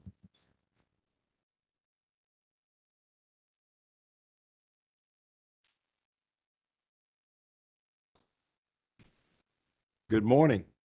Morning. If you put your left hand on the Bible, raise your right hand. Do you solemnly swear that the testimony you're about to give is the truth, the whole truth, and nothing but the truth? So help you God? Yes. Yes. Your witness, Mr. J. Thank you very much. All right. Ms. Bateman, I'm going to begin with you. Would you please state your name and address for the record? My name is Laura Bateman and my address is 411 Fayetteville Street, Raleigh, North Carolina. And by whom are you employed and in what capacity? I'm employed by Duke Energy Carolinas as Vice President of Rates and Regulatory Strategy for the Carolinas. And can you briefly describe your role and responsibilities at Duke Energy? Yes, I lead teams responsible for the revenue requirements and cost of service studies involved in rate cases, annual rider proceedings, other cost recovery proceedings, as well as forecasting and regulatory strategy. Thank you. Turning now to you, Mr. Oots, will you please state your full name and business address for the record? Yes, my name is Mark Hoots, and my business address is 411 Fayetteville Street, Raleigh, North Carolina. And by whom are you employed and in what capacity? I'm employed by Duke Energy as a project director in our grid planning and integration group. And can you briefly describe your roles and responsibilities? Yes, the grid planning and integration group handles a variety of strategic projects for the companies, and my primary responsibility right now is for the Carolinas One Utility program, some of the projects associated with that in which Duke Energy Carolinas and Duke Energy Progress will be combined into a single utility. Thank you. Turning to you, Ms. Bateman, on behalf of the panel. Did this panel cause to be pre-filed in docket direct testimony consisting of 14 pages? Yes. And do you have any changes you need to make to that pre-filed testimony? No, I did not. And if I were to ask you the same questions that appear in that pre-filed direct testimony, would your answers be the same? Yes. And confirming for the commission, this panel's testimony did not include any confidential information. Did the panel also pre-file a summary of your direct testimony? Yes. Chair Brawley, at this time, with your leave, I would ask that the Carolina Utility Operation Panel's direct testimony be entered into the record as a given orally from the stand, as well as the summary of their direct testimony. The direct testimony, 14 pages of the Carolina Utility Operations Panel, will be admitted to the record as if given orally from the stand. The witness summary will also be admitted. Thank you very much. The panel is now available for cross-examination and questions from the commissioner. CCBA.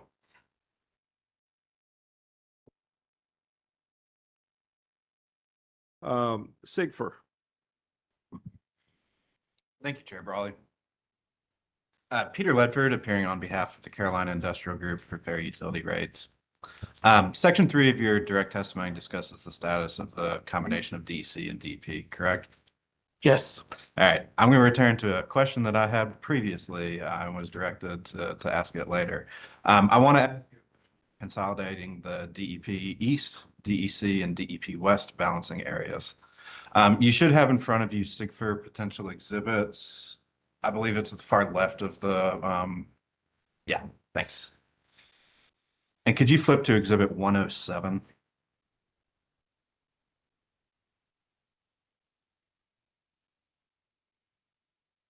I'm there. Thank you. And Chair Brawley, just for convenience, this was previously admitted into the record as SIGFR Cross Transmission and Interconnection Direct Exhibit 2. I believe you're correct, sir, and so it's already on the record. Thank you. And would you agree that this is a data request from the merger proceeding, the combination proceeding a few months ago? Yes. And at that time, there were no costs to achieve related to transmission investments in merging the balancing areas? Yes, that's correct. And is that still the case? That's right. That is correct. Yes. Thank you. Returning now to your direct testimony, subsequent to the filing of your direct testimony, the commission issued an order approving the combination of DC and DP, correct? That's correct. And on page 10, lines 1 to 3, you testify that the companies needed a timely approval by all regulators to close the combination on January 1, 2027. Is that correct? Yes. And you've now received all of those approvals, correct? Yes, we've received the regulatory approvals from the three commissions needed for us to move forward with the combination. And is it still the company's plan to close the combination on January 1, 2027? Yes, it is. All right, thank you. Switching gears now, section 5 of your testimony discusses the rate impacts of the company's proposed CPIRP. Is that correct? Yes. And specifically, you discuss that the companies have included the average rate impacts of the proposed CPIRP in the filings. Is that correct? Yes. And those are shown in tables C47 and C51 of Appendix C to the carbon plan? Correct. Flipping over to those, if you don't mind, I wanted to start with table C51, which for your record convenience is on page 101 of Appendix C.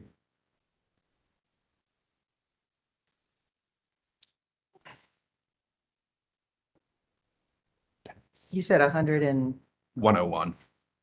So yes, I have. I Okay. have it. Mr. Ledford, if we may have just a minute to get the document on our side. Thank you.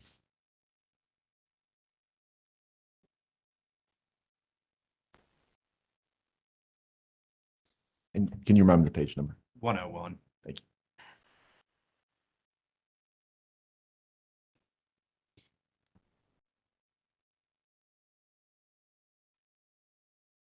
Thank you.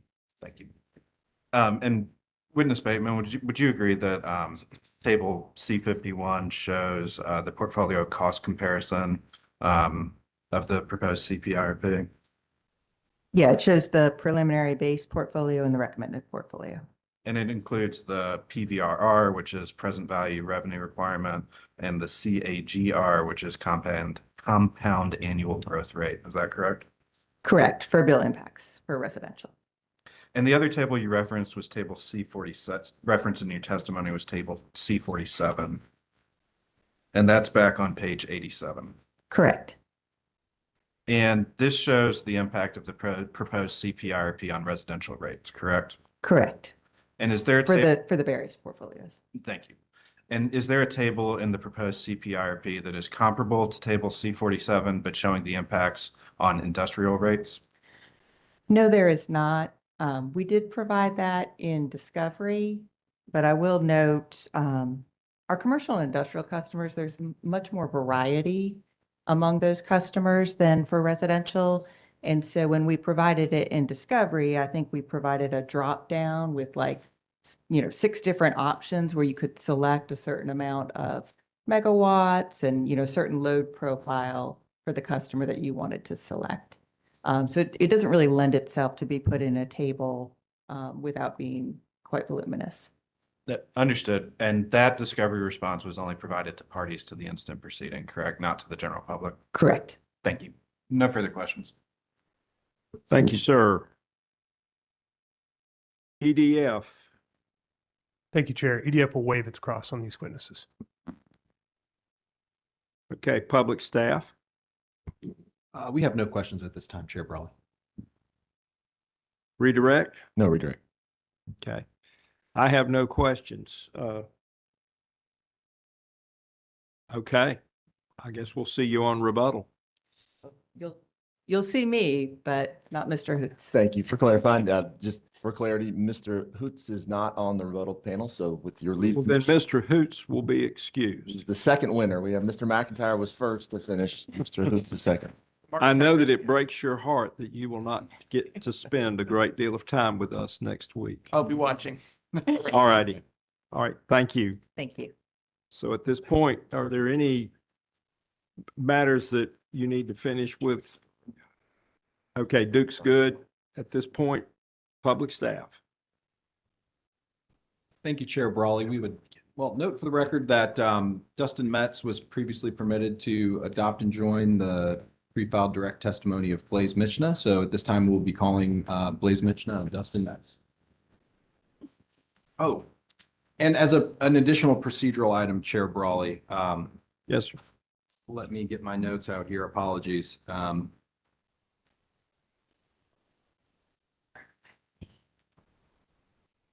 Once I can get it, this will be a motion to admit the testimony of witnesses that were previously excused for the public staff.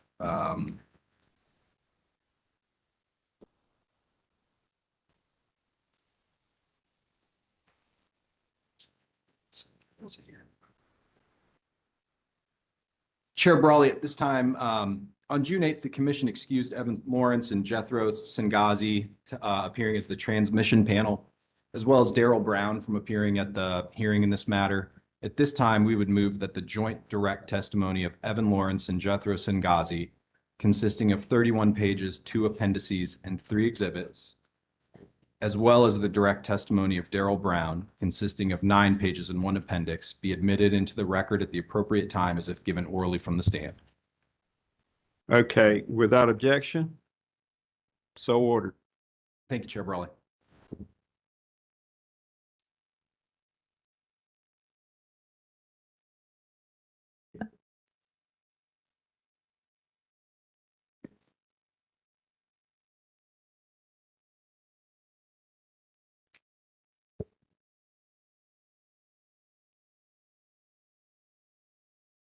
Nadia Lohr with the public staff. The public staff now calls Blaise Michna and Dustin Metz to the stand. Gentlemen, if you'd put your left hand on the Bible and raise your right hand, do you solemnly swear that the testimony you're about to give is the truth, the whole truth, and nothing but the truth, so help you God? I do. Your witness, Ms. Lord. Mr. Michna, would you please state your name, business address, and current position for the record? Yes, my name is Blaise Michna. I work at 430 North Salisbury Street, Raleigh, North Carolina, and I'm the manager of the Research, Economics, and Modeling Division of the Public Staff Energy Section. Mr. Metz, would you please state your name, business address, and current position for the record? My name is Dustin Metz. My business address is 430 North Salisbury Street, Raleigh, North Carolina. I am the director of the Public Staff's Energy Division. Mr. Michna, on March 30, 2026, did you prepare and cause to be pre-filed direct testimony in this docket consisting of 81 pages, 1 appendix, and 3 exhibits? Yes. Did your testimony contain confidential information? Yes. And do you have any corrections to your pre-filed direct testimony? No. Do you have any, or do the answers to the questions in your pre-filed testimony remain true and accurate to the best of your knowledge as of March 30, 2026? Yes. If you were asked the same questions today, would your answers be the same? No. And did you prepare and cause to be pre-filed on June 9, 2026, a summary of your testimony in docket number E-100 sub 207A? Yes. And lastly, Mr. Metz, on June 9, 2026, did the commission issue an order allowing you to adopt and join the pre-filed testimony of witness Michna and to appear and testify with Mr. Michna at this hearing? Yes. Chair Brawley, at this time, I move that the pre-filed testimony and exhibits of Mr. Michna and Mr. Metz and the pre-filed summary of testimony of Mr. Michna and Mr. Metz be entered into the record as if given orally from the stand, and that their 3 exhibits be marked for identification as pre-marked. Chair Brawley, if I may be heard on that motion. Yes, Mr. Ledford. Mr. Chairman, given that moments ago, the witnesses said that if they were asked the same questions today, their answers would not be the same, CPIRP would object to the pre-filed direct testimony being admitted to the record. By the public staff's own admission, the testimony is inaccurate and is no longer applicable. Ms. Lure. Chairman Brawley, the witnesses have taken an oath to answer questions truthfully. Mr. Michna was asked if his responses today would be the same, and he responded truthfully. We're not seeking to elicit any new direct testimony. And the purpose of that question was to move the direct testimony into the record. It was still accurate, and it was still accurate as of the day it was filed.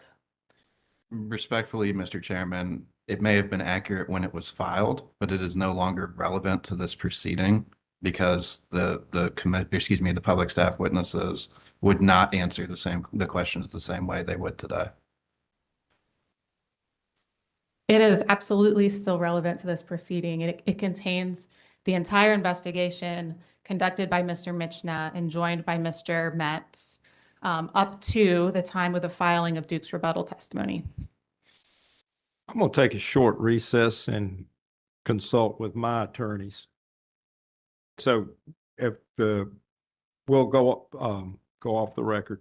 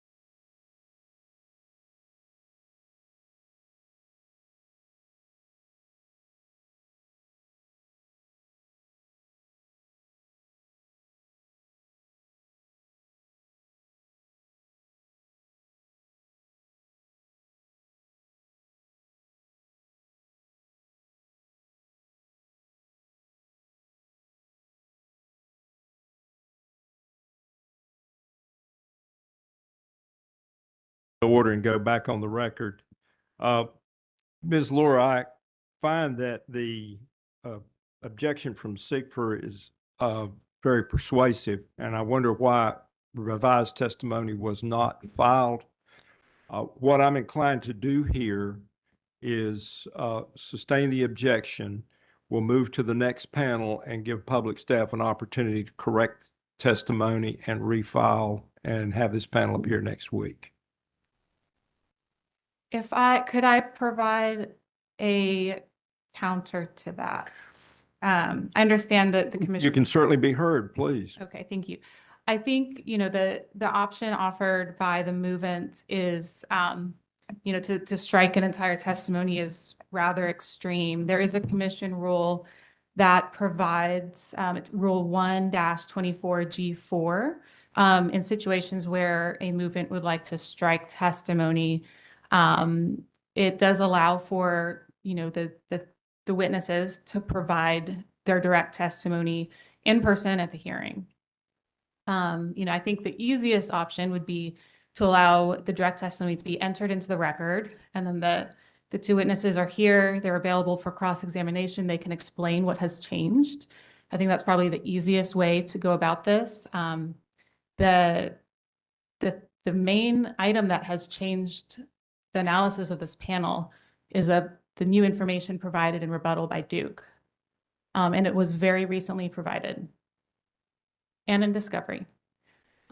So, the parties, we did not feel it was appropriate, and we did not have sufficient time to file anything in response to that. Mr. Chairman, if I may be heard. Yes, sir. Respectfully, I did not move to strike. I moved to in opposition to the motion to enter this into the record. That's not a motion to strike. Secondly, I would note that the commission, excuse me, the witnesses have not identified which questions they would answer the same and which questions they would answer differently. So I do not know if I were to individually move to strike individual lines, what of their testimony I would need to strike. And third, to what Ms. Luer just said, they want to provide additional testimony in response to rebuttal. That is effectively the same thing as supplemental testimony or serve rebuttal testimony. And that's something that the commission, excuse me, that the public staff is opposing in other proceedings. Just yesterday, Ms. Luer filed a response to a motion from Microsoft saying that if the commission grants Microsoft's motion, the practical effect will be chaos as other parties seek the same rights on their topics du jour with cascading effect.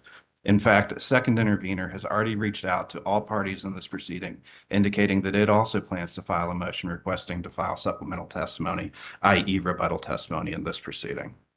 That's essentially what the public staff is trying to do. At a certain point, they need to abide by the same rules that they seek to enforce on other parties. Ms. Luer? Chair Brawley, the facts are entirely different between the two circumstances. Here, the public staff simply wishes to explain that some circumstances have changed since it filed its initial direct testimony. That is entirely different from wishing to rebut another intervener's testimony filed in a different proceeding. Mr. Chairman, if I may, respectfully, the public staff could have filed a motion for leave to change, amend, add supplemental testimony, anything like that, but they chose not to. Mr. Chairman, can we just add a few facts on the legal arguments Mr. Luer is making? We had a substantial increase in the load that was filed in the rebuttal testimony. Beyond the high load, beyond the maximum that Duke forecast in its initial filings, in the mid-2030s, we're now beyond that. So we're all kind of in, I think I've heard the word dynamic from about every Duke witness that's been up here, from the CEO down to the panels just this morning, how rapidly things are changing. We're on this curve where we were stable for years. We saw those 0.3% for a decade. And now we're doing 10 times that in months. And so I cannot tell these people to put their hand on the Bible and say, hey, you added 2.7, 2.0 gigawatts. You added a whole new city of Raleigh in a month. And our testimony is not changed at all. It's just, there's just a lot of dynamic things going on here. So when we talk about the rules, I just don't know that they envision a more stable, sturdy, kind of, bland little ups and downs. That's one thing, but this is just to go from March to May and have 2 gigawatts added is something we've just never seen before. And I Well, apologize for speaking out of turn. Was public staff prepared to do direct of the witnesses before cross to explain the differences and put the new information into the record? We could do that, Chair. We could have them give a statement, and then that would give the parties lunch to educate themselves and do sort of cross on that. Mr. Ledford? Will the commission afford that to all interveners in all proceedings? I do not disagree with Mr. Freeman that the rules might require updating, but this proceeding is operating under the rules as they are, and we would ask that the commission abide by those. Well, Chair Brawley, if I may, and excuse me, just to draw the distinction between, again, what is alluded to from another docket that is yet to be heard by this commission and motions that have just been filed and not yet fully briefed or responded to, versus distinguishing the obligation under God to give truthful testimony before this commission. Those are 2 very distinct issues. These witnesses have forecast that the testimony that they pre-filed is no longer true and accurate based on circumstances they know today.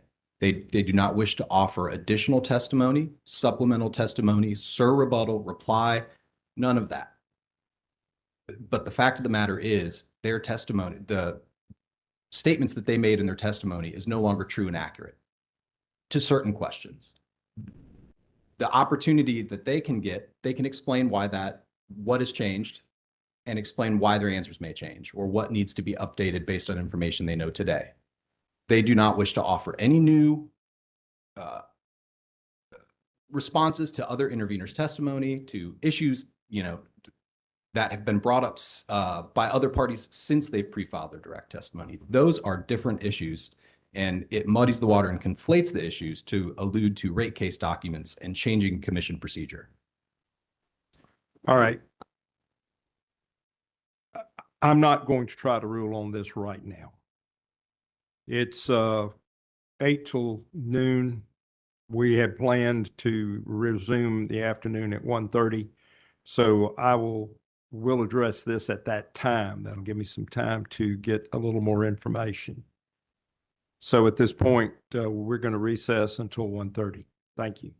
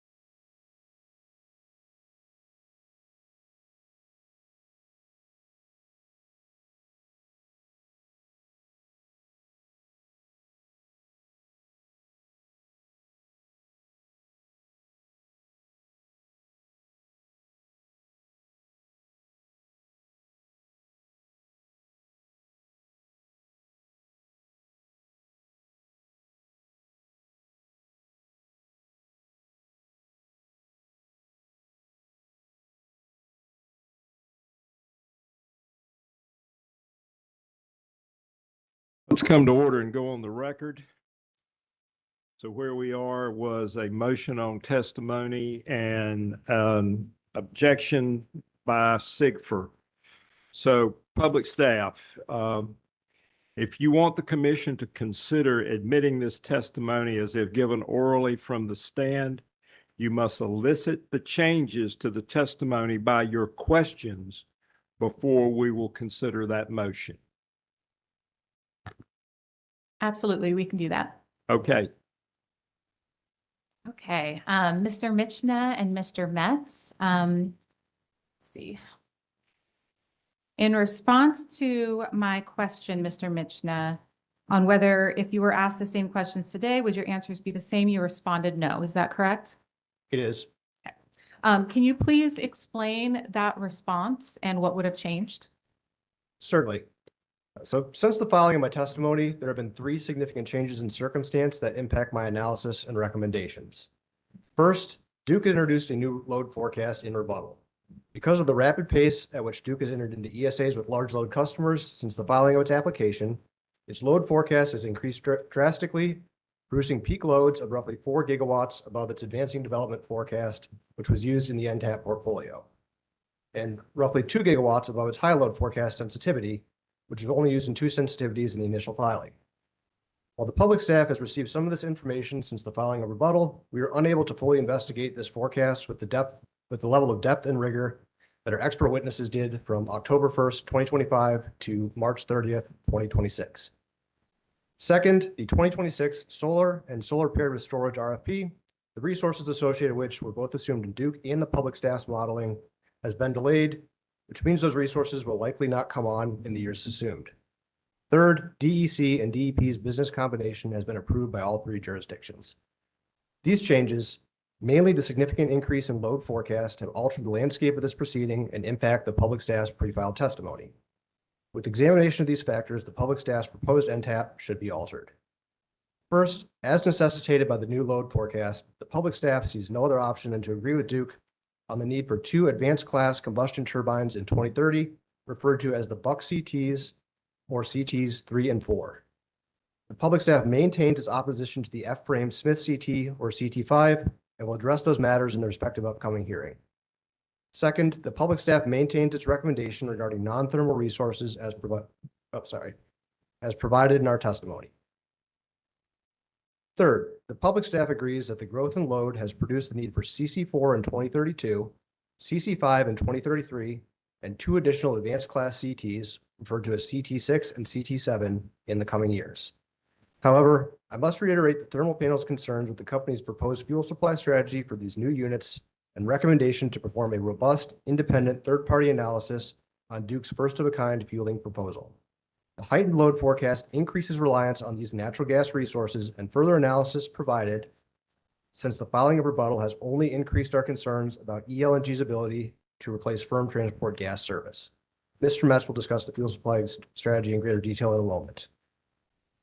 In addition, the public staff has concerns of reliability degradation due to the updated load forecast and information provided since the filing of rebuttal. In its initial filing, Duke provided data showing that its portfolios met its LOLE standard in 2035 and considers them to meet its reliability screening. As discussed earlier in the hearing, the high load sensitivity, which shows additional generation in the coming years beyond its near-term action plan, does not meet this LOLE threshold and requires corrective action to return to its standards of reliability. In other words, the high load sensitivity fails Duke's reliability screening and does not maintain or improve reliability. Further, Duke has not provided this reliability analysis nor a PBR analysis on the updated forecast above the high load.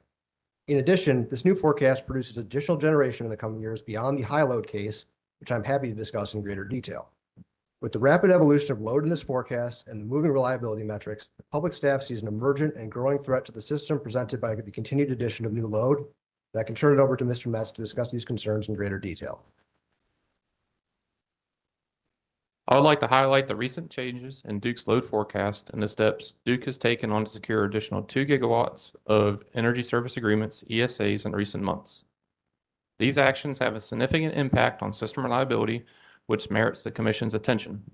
For context, Duke's updated load forecast as presented in a rebuttal testimony projects an additional increase in peak load of approximately 4,000 megawatts or gigawatts by 2035 over what was presented in their initial filing, underscoring the urgency of these matters. Therefore, I recommend that the Commission implement a strategy to address these clear reliability concerns. This strategy should incorporate safeguards to ensure system reliability is maintained while integration efforts continue alongside with the expansion of large loads in a reasonable and controlled manner. Additionally, I urge heightened awareness regarding the impacts of the modeling and constraints on future resource supply as currently imposed by Duke. My recommendations, which are consistent with those presented by Mr. Michna and other public staff testimony in this case, are as follows. Number one, the Commission should put in place guardrails to ensure that the interconnection of large load on too rapid a scale does not negatively impact reliability. For example, the Commission could implement a short-term pause of at least 1 year in assigning additional loads exceeding 100 megawatts to 200 megawatts in nameplate rating with the option for exceptions granted by the Commission. An alternative, the Commission could put in place a requirement that ESAs for all loads exceeding 100 megawatts to 200 megawatts be approved by the Commission prior to execution.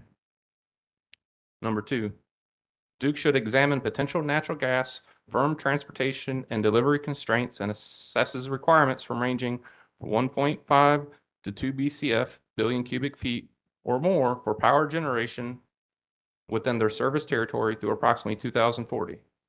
Taking into account the current and future combined cycle facilities and advanced turbine fuel supplies. This should include, but not limited to, participation or even petition of Williams Transco, a major natural gas pipeline operator, for an open season. This recommendation needs to be implemented immediately, and Duke should inform the Commission and the public staff of indicative pricing and impacts to resource planning and optimization of future combined cycle build-out. This approach also needs to consider fuel supply, not just the transportation. Number three, Duke should maintain an inclusive approach to future resource selection, considering all available options given the recent rapid signing of large loads and their impact on reliability. In its planning, Duke must consider uncertainties related to execution risk, including but not limited to the challenges in commissioning nuclear generation according to the proposed schedule and difficulties in bringing online nearly 2 gigawatts of nameplate capacity per year of storage capacity. Our recommendations aim to balance the priorities of planning, operational integrity, and least cost principles that are central to effective resource planning. Thank you. And Mr. Metz, if I can have you clarify one thing, you said twice, you discussed loads exceeding 100 megawatts to 200 megawatts. I just want to make sure it's clear for the record. Are you providing a range? Are you saying everything over 100 megawatts, or are you saying only loads within the range of 100 to 200? So thank you for that clarification. That is meant to set a floor on any load greater than approximately 100 to 200 megawatts. Thank you. So that would include 300, 400. That is correct. Okay, Mr. Michna and Mr. Metz, with these changes, is your testimony accurate? Yes. Thank you. Chairman Brawley, if it would be appropriate at this time, I would move that the testimony of Mr. Metz and Mr. Michna be moved into the record. Well, I've appreciated the general overview, but I think what we really need to do is go through and hit some particular line numbers on pages where the major changes are taking place. I couldn't quite assimilate everything that was coming in.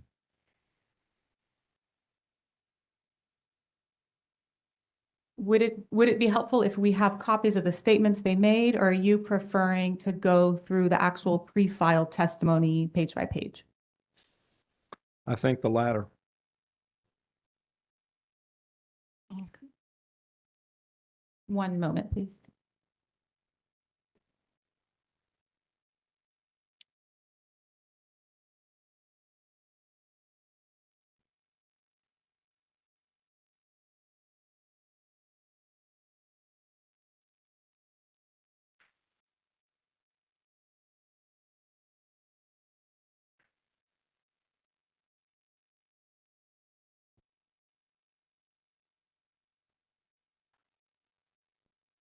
Okay.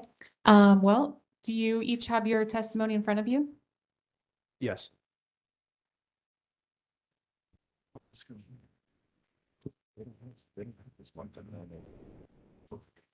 We can start with, if you want to start on the first page and tell us if anything has changed.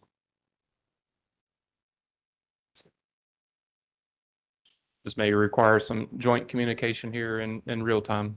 Feel free to confer before you provide a response into the mic.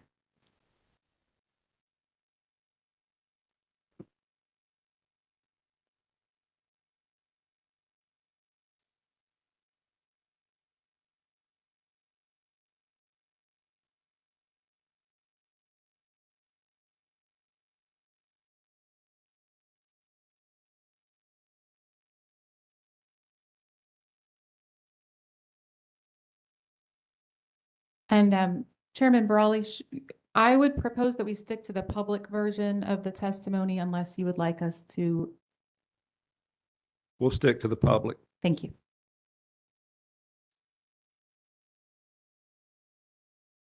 I'm on page 6 of my testimony here, and we would like to strike out line items 9 and 10.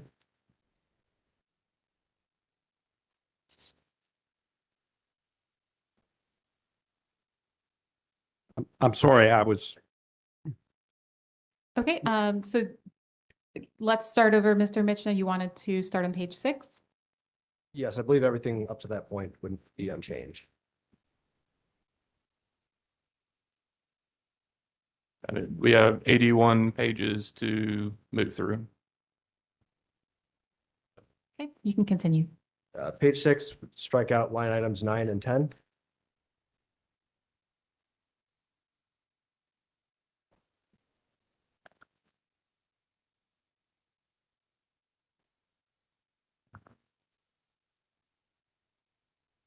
I'm sorry, can we clarify? Page 6 of the testimony of Blaise Mishnah. Mine doesn't have items 9 and 10, is it, or Sorry, lines? lines 9 and 10. Okay, My thank you. apologies. Sorry, can we just start from the top? We didn't have a hard copy. Okay, so I believe Mr. Mitchell said he has no changes until page 6. And now these are the changes for page 6. So striking lines 9 and 10, page 6. Sorry. From page 6, we recommend removal. It's halfway through a sentence on my version. Yes. So what would stay starting on line 7, we found that the majority of Duke's near-term action plan NTAP is directionally correct in terms of resource selection and risk. That would stay. What we're proposing to do is strike starting on line 9 at but all the way through to line 10 on tempered. Thank you.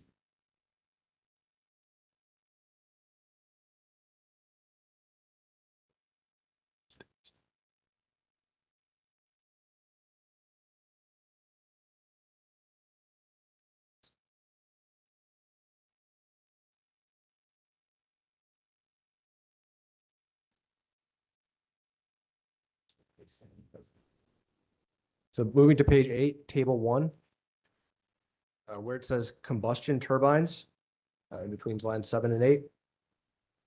So in the public staff NTAP on the right-hand panel,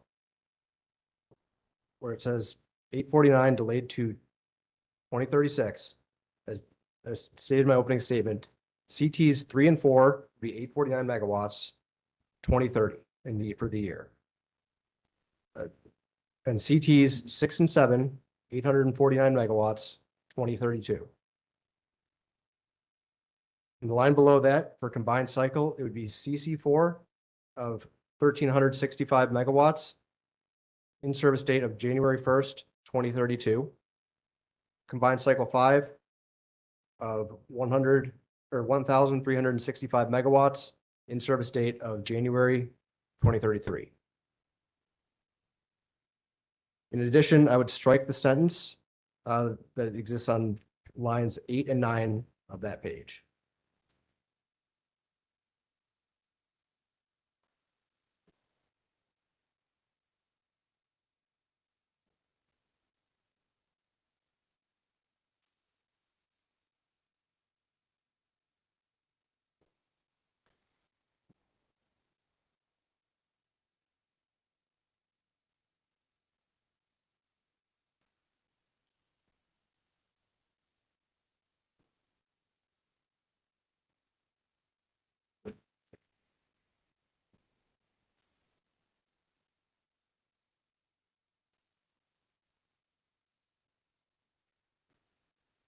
straight.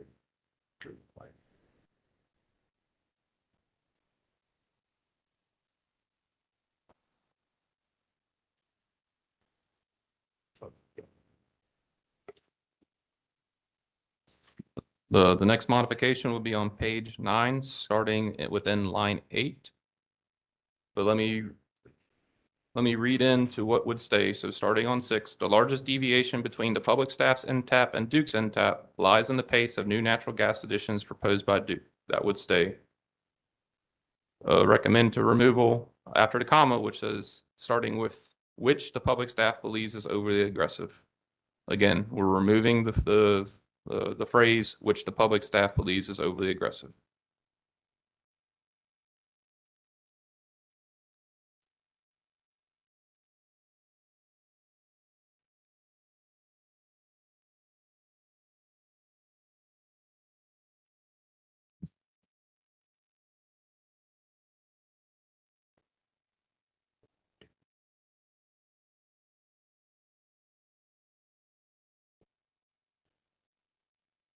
Next on page 9, on line 14, the sentence that begins with the public staff thermal resource panel.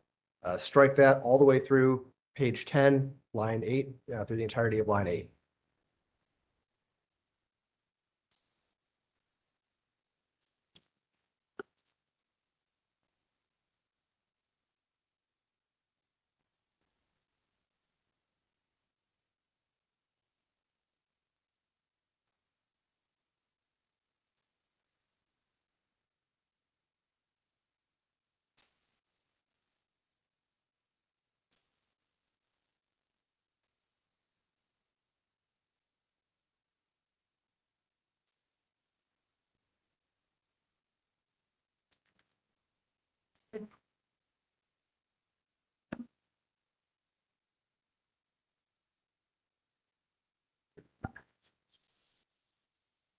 I'm on page 13, strike lines 8 through 11.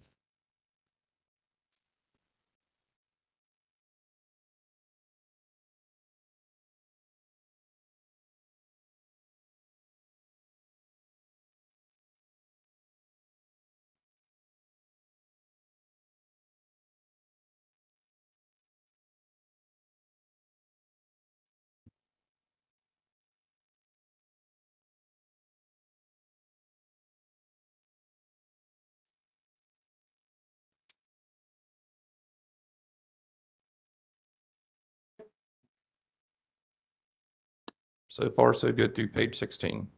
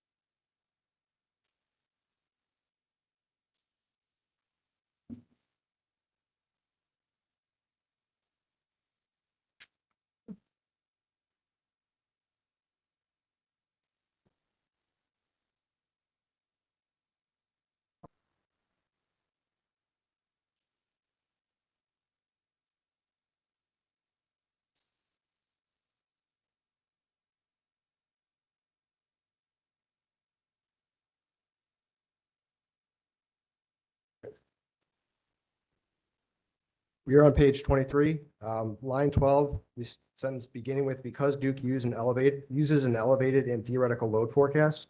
Strike that line through page 24, line 2, through the words high PVRR.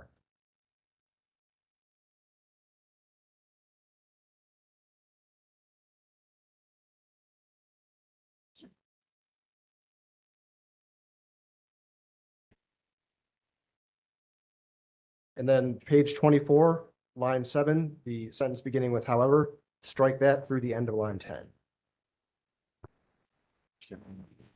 Sorry, could you repeat that one? Yep. Page 24, line 7. The sentence beginning with however strike that through the end of line 10. Thank you.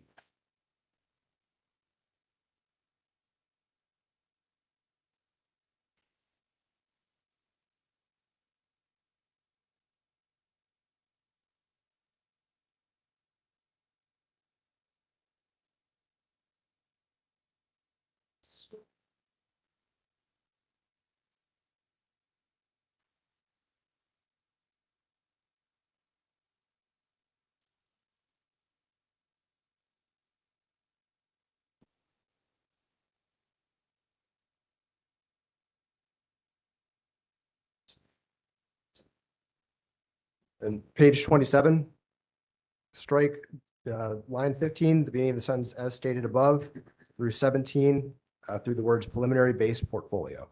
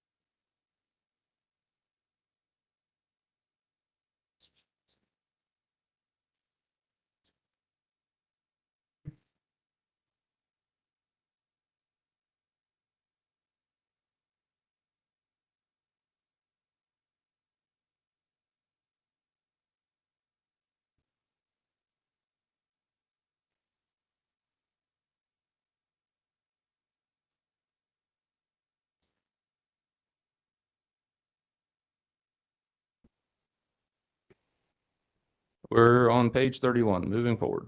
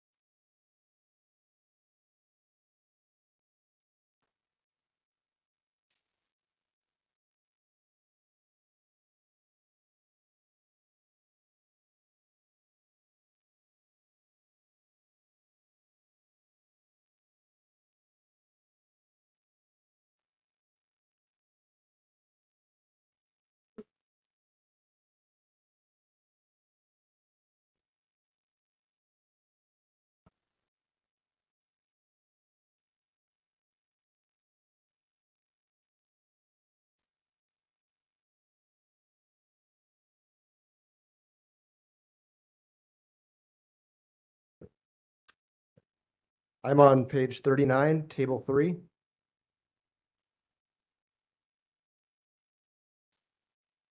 So on the right-hand column where it says 2025 CPIRP, for solar, including SPS, the annual and cumulative limits for 2030 to 2031 and 2032 should be stricken. And standalone battery, 2028 and 2029 should be stricken. The entirety of those cells. Sorry, I'm sorry. This is table 3. Yes. Column entitled 2025 CPRP. Is that correct? Yes. And you're just striking the entire cell? We're striking tire shell, cell, Mr. Mitchell, correct me if I'm wrong. It's because I believe the values represented in this graph here are based upon the moderate and advancing development and are not properly reflective of the amounts that are in the high load scenario. Is that correct? Yes, that is correct. Okay. So the intent of these edits is to match these parameters to those reflected in the company's high load modeling. Is that the intent? Yes. Yes. Okay. Thank you.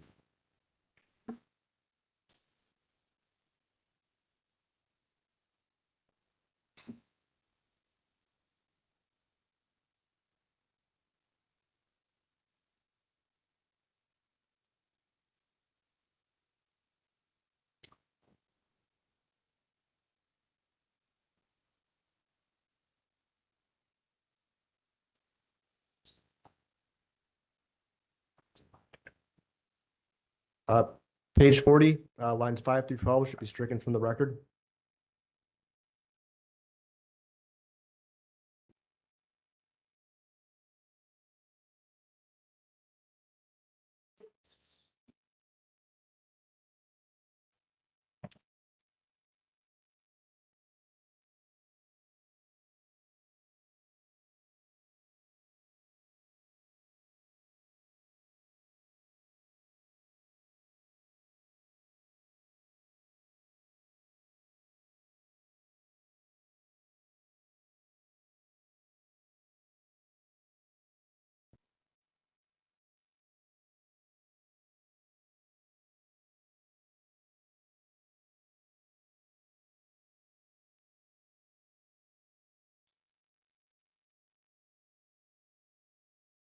So page 41, line 19, beginning with the sentence in its NTAP, strike all of that through page 42, the entirety of line 7.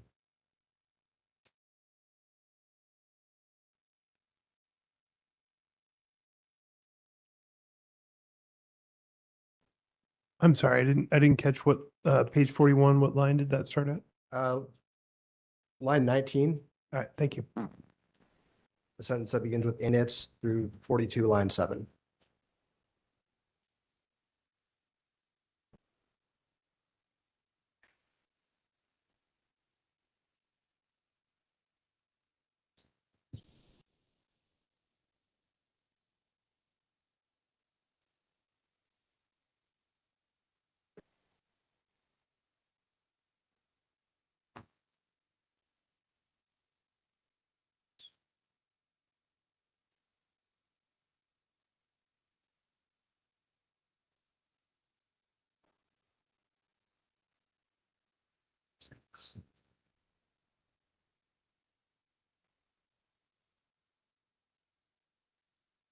So page 42, line 22, the sentence beginning, I will discuss. It should be stricken through page 43, line 11, the sentence that ends with that presented in Duke's NTAP. To clarify, figure 4 is stricken as well.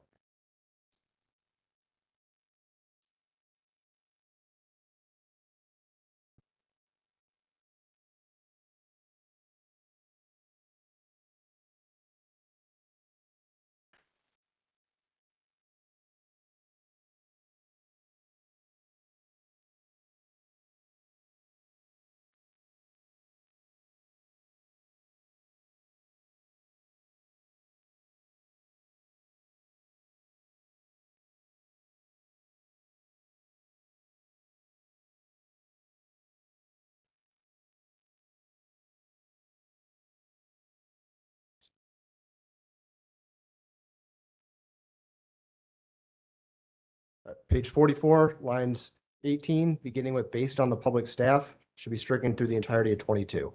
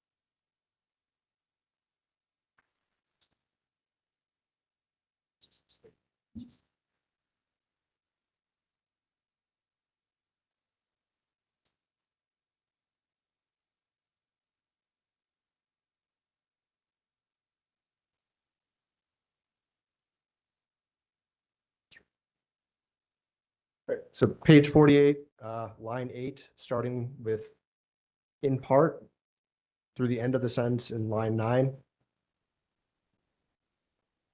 The statement should read, I do not believe this is an issue that needs to be solved in this CPIRP proceeding.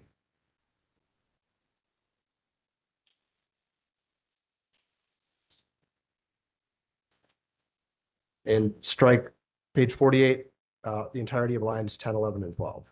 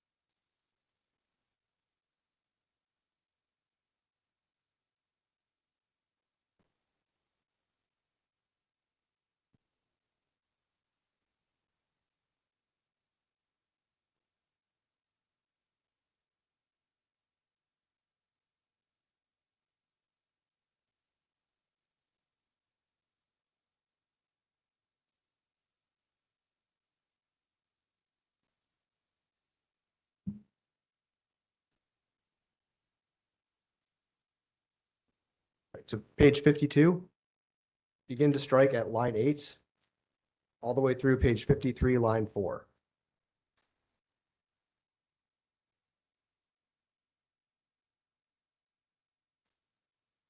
Sorry, 52, page 52, line 8 through what? 52, line 8 through 53, line 4. Thank you.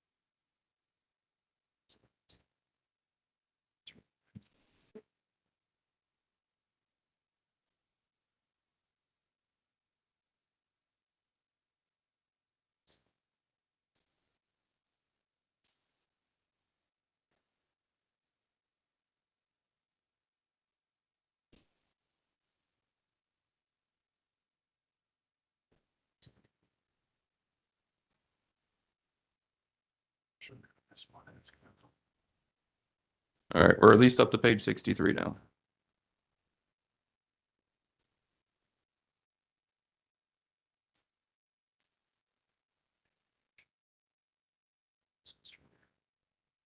Right, so page 64, table 1, it should reflect table 1 as I amended earlier on an earlier page, but for the purpose of the record, combustion turbines, the public staff NTAP should read CT 3 and 4, 849, year in service 2033 or 2030. And then CT 6 and 7, year in service 2032. And then combined cycle should read CC4, megawatts 1365, year in service 2032. And then CC5, megawatts 1365, year in service 2033.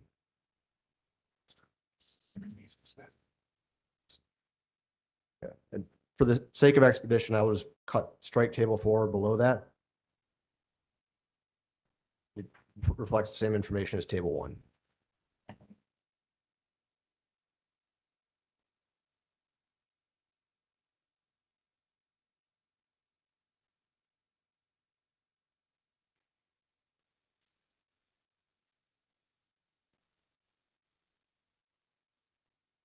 Page 66, I would strike table 6.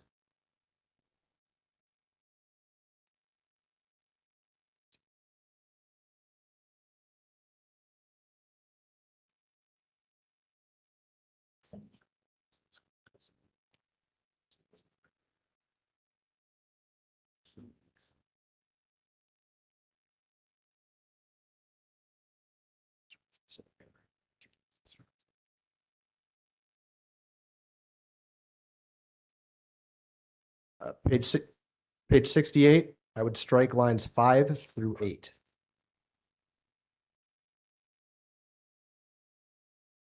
68,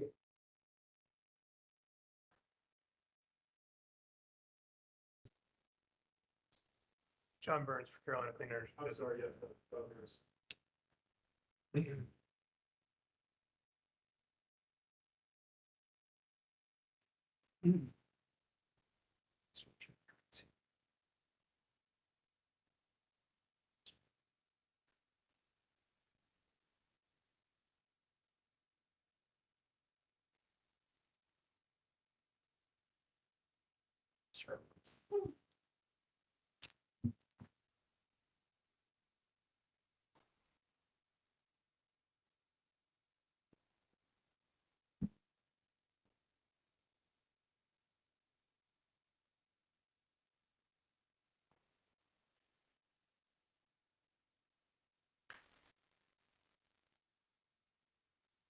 I'm on page 70. We are striking lines 19 through page 71, line 18.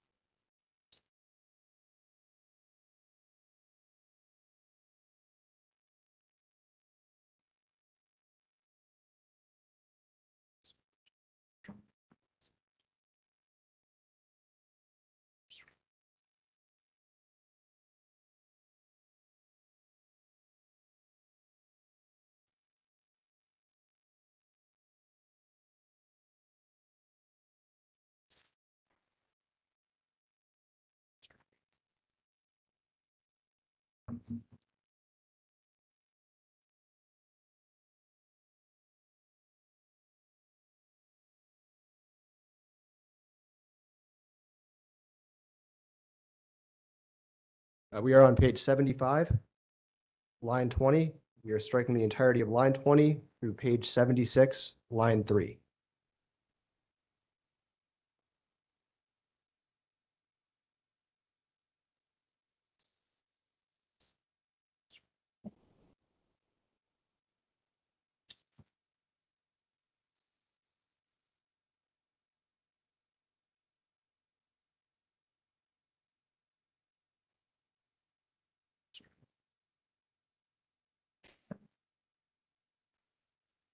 I'm on page 76.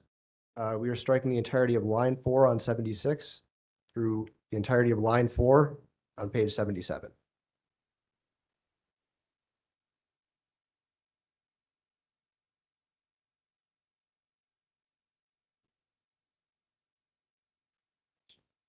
All right. We're on page 77, the recommendation, so almost through it. We're striking the entirety of lines 8 and 9.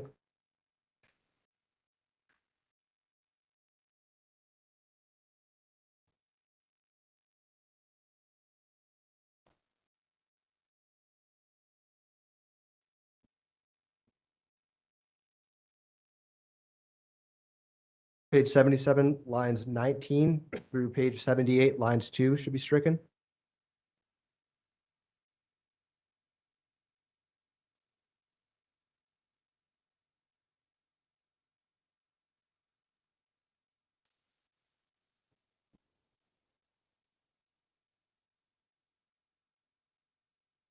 Page 79, lines 3 through 5 should be stricken.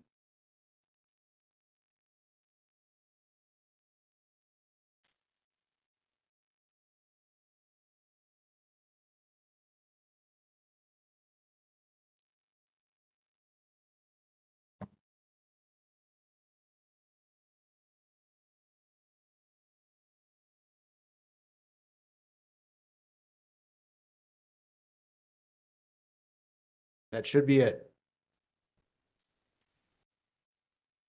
Thank you, Mr. Michna and Mr. Metz. And Chairman Brawley, we are very thankful that you allowed us the opportunity to make those changes and appreciate your patience as we went through those.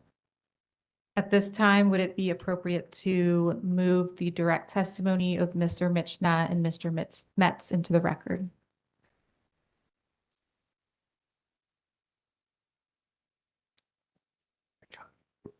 At this time, we will move the direct testimony of Mr. Metz and Mr. Michna as amended from the stand into the record. Is Thank there you. objection? Not an objection, but we would ask if the public staff would be willing to file a write-up to make clear what has been changed. If the commission would like us to do so, we will. Let's do it.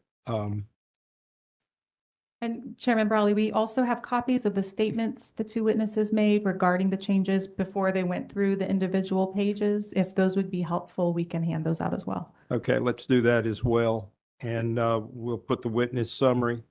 Chair Brawley, if I may. Yes, sir. Thank you. First of all, my condolences to the court reporter who's going to have to figure all this out in the record. I appreciate the challenges we're all working under, and we're not looking to make this any more complicated. So we're fine. We appreciate the solution we've sketched out here. And I think now have a good handle on what's changed in the pre-filed testimony. The extra dynamic is obviously the new recommendations that were identified, made in the statements that they read at the start. Again, not looking to make any of this harder at this time. We're fine with that staying in the record, so to speak. We'd appreciate to have a copy of that so we can understand better what they said. And then to the extent that we deem necessary, just ask leave to have our rebuttal witnesses speak to any of those new recommendations that were first offered into the hearing today when they appear on rebuttal, if that's appropriate. Without objection, I'll allow it. Thank you. Yes, Mr. Felling.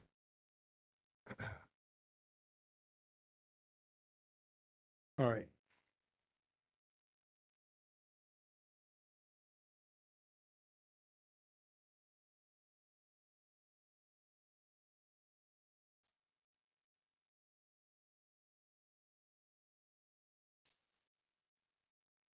Okay.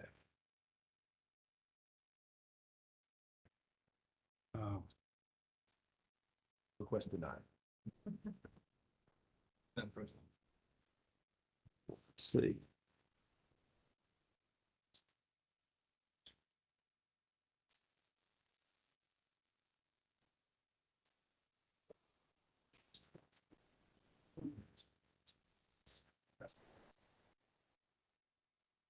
I only have ways it's,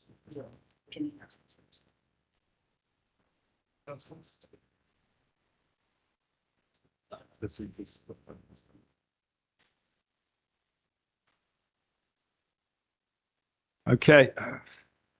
Has everybody got a copy that wants one?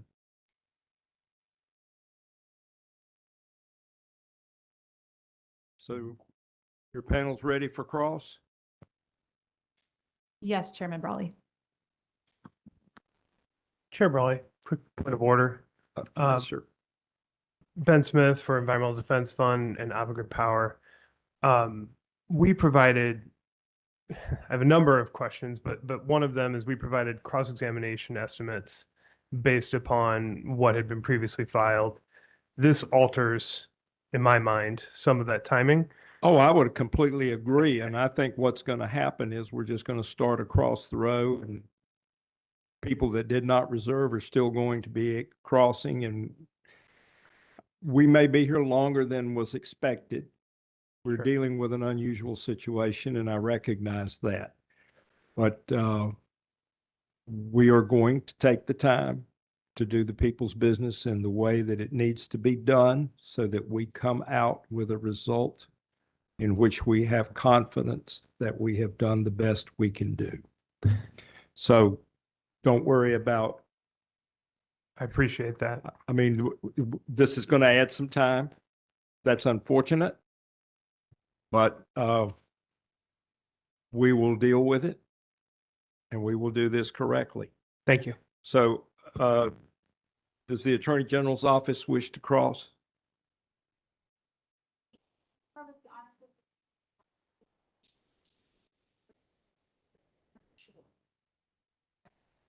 Like, I need time to digest it.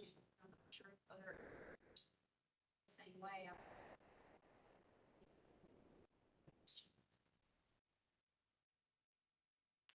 I think your point's well taken. Yes, excuse me just a moment.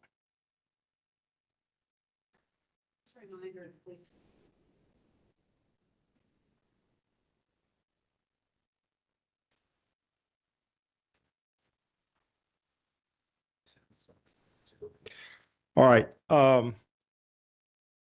As I was sitting here marking things out and realizing that I was really going to have trouble with this as well as everybody else, I think everybody needs time to look through these changes. It's 2:17, so we're giving up about 2.5 hours today. But I think that's a small investment in making sure that we do this right. So we're going to go ahead and recess for the day. We will resume at 1:30 on Monday with cross-examination on this panel. Are there any comments or other things you'd like to, Ms. Lure, you want to be heard? Yes, if it would be amenable to the commission, we do have other public staff witnesses available if we want to go ahead and move on to some of the other public staff panels. We are happy to do so. I think Avangrid and EDF would probably object to moving ahead because in my estimation, the NTAP and the load forecast issues are going to impact all of the subsequent witnesses. I could be wrong, but in my mind, it does to some extent. So I think for me, I need to digest what has changed. Actually, part of the reason I quickly agreed to do this is for the very reason that Mr. Smith brought out, is in looking through this, I think all of the other testimony is laid on this foundation. So let's go ahead and err on the side of caution. We will adjourn until 1:30 on Monday. Mr. Chair, if I might just promote Ben Snowden on behalf of Microsoft, I would ask, following up with Mr. Smith's comments, I would ask that if the public staff anticipates that any other witnesses will need to make modifications to their testimony or recommendations. And Mr. Freeman, we had a brief colloquy. He doesn't believe that that is the case, but I would ask that the public staff provide notice as soon as possible to the other parties if that's anticipated. Okay, your request is noted.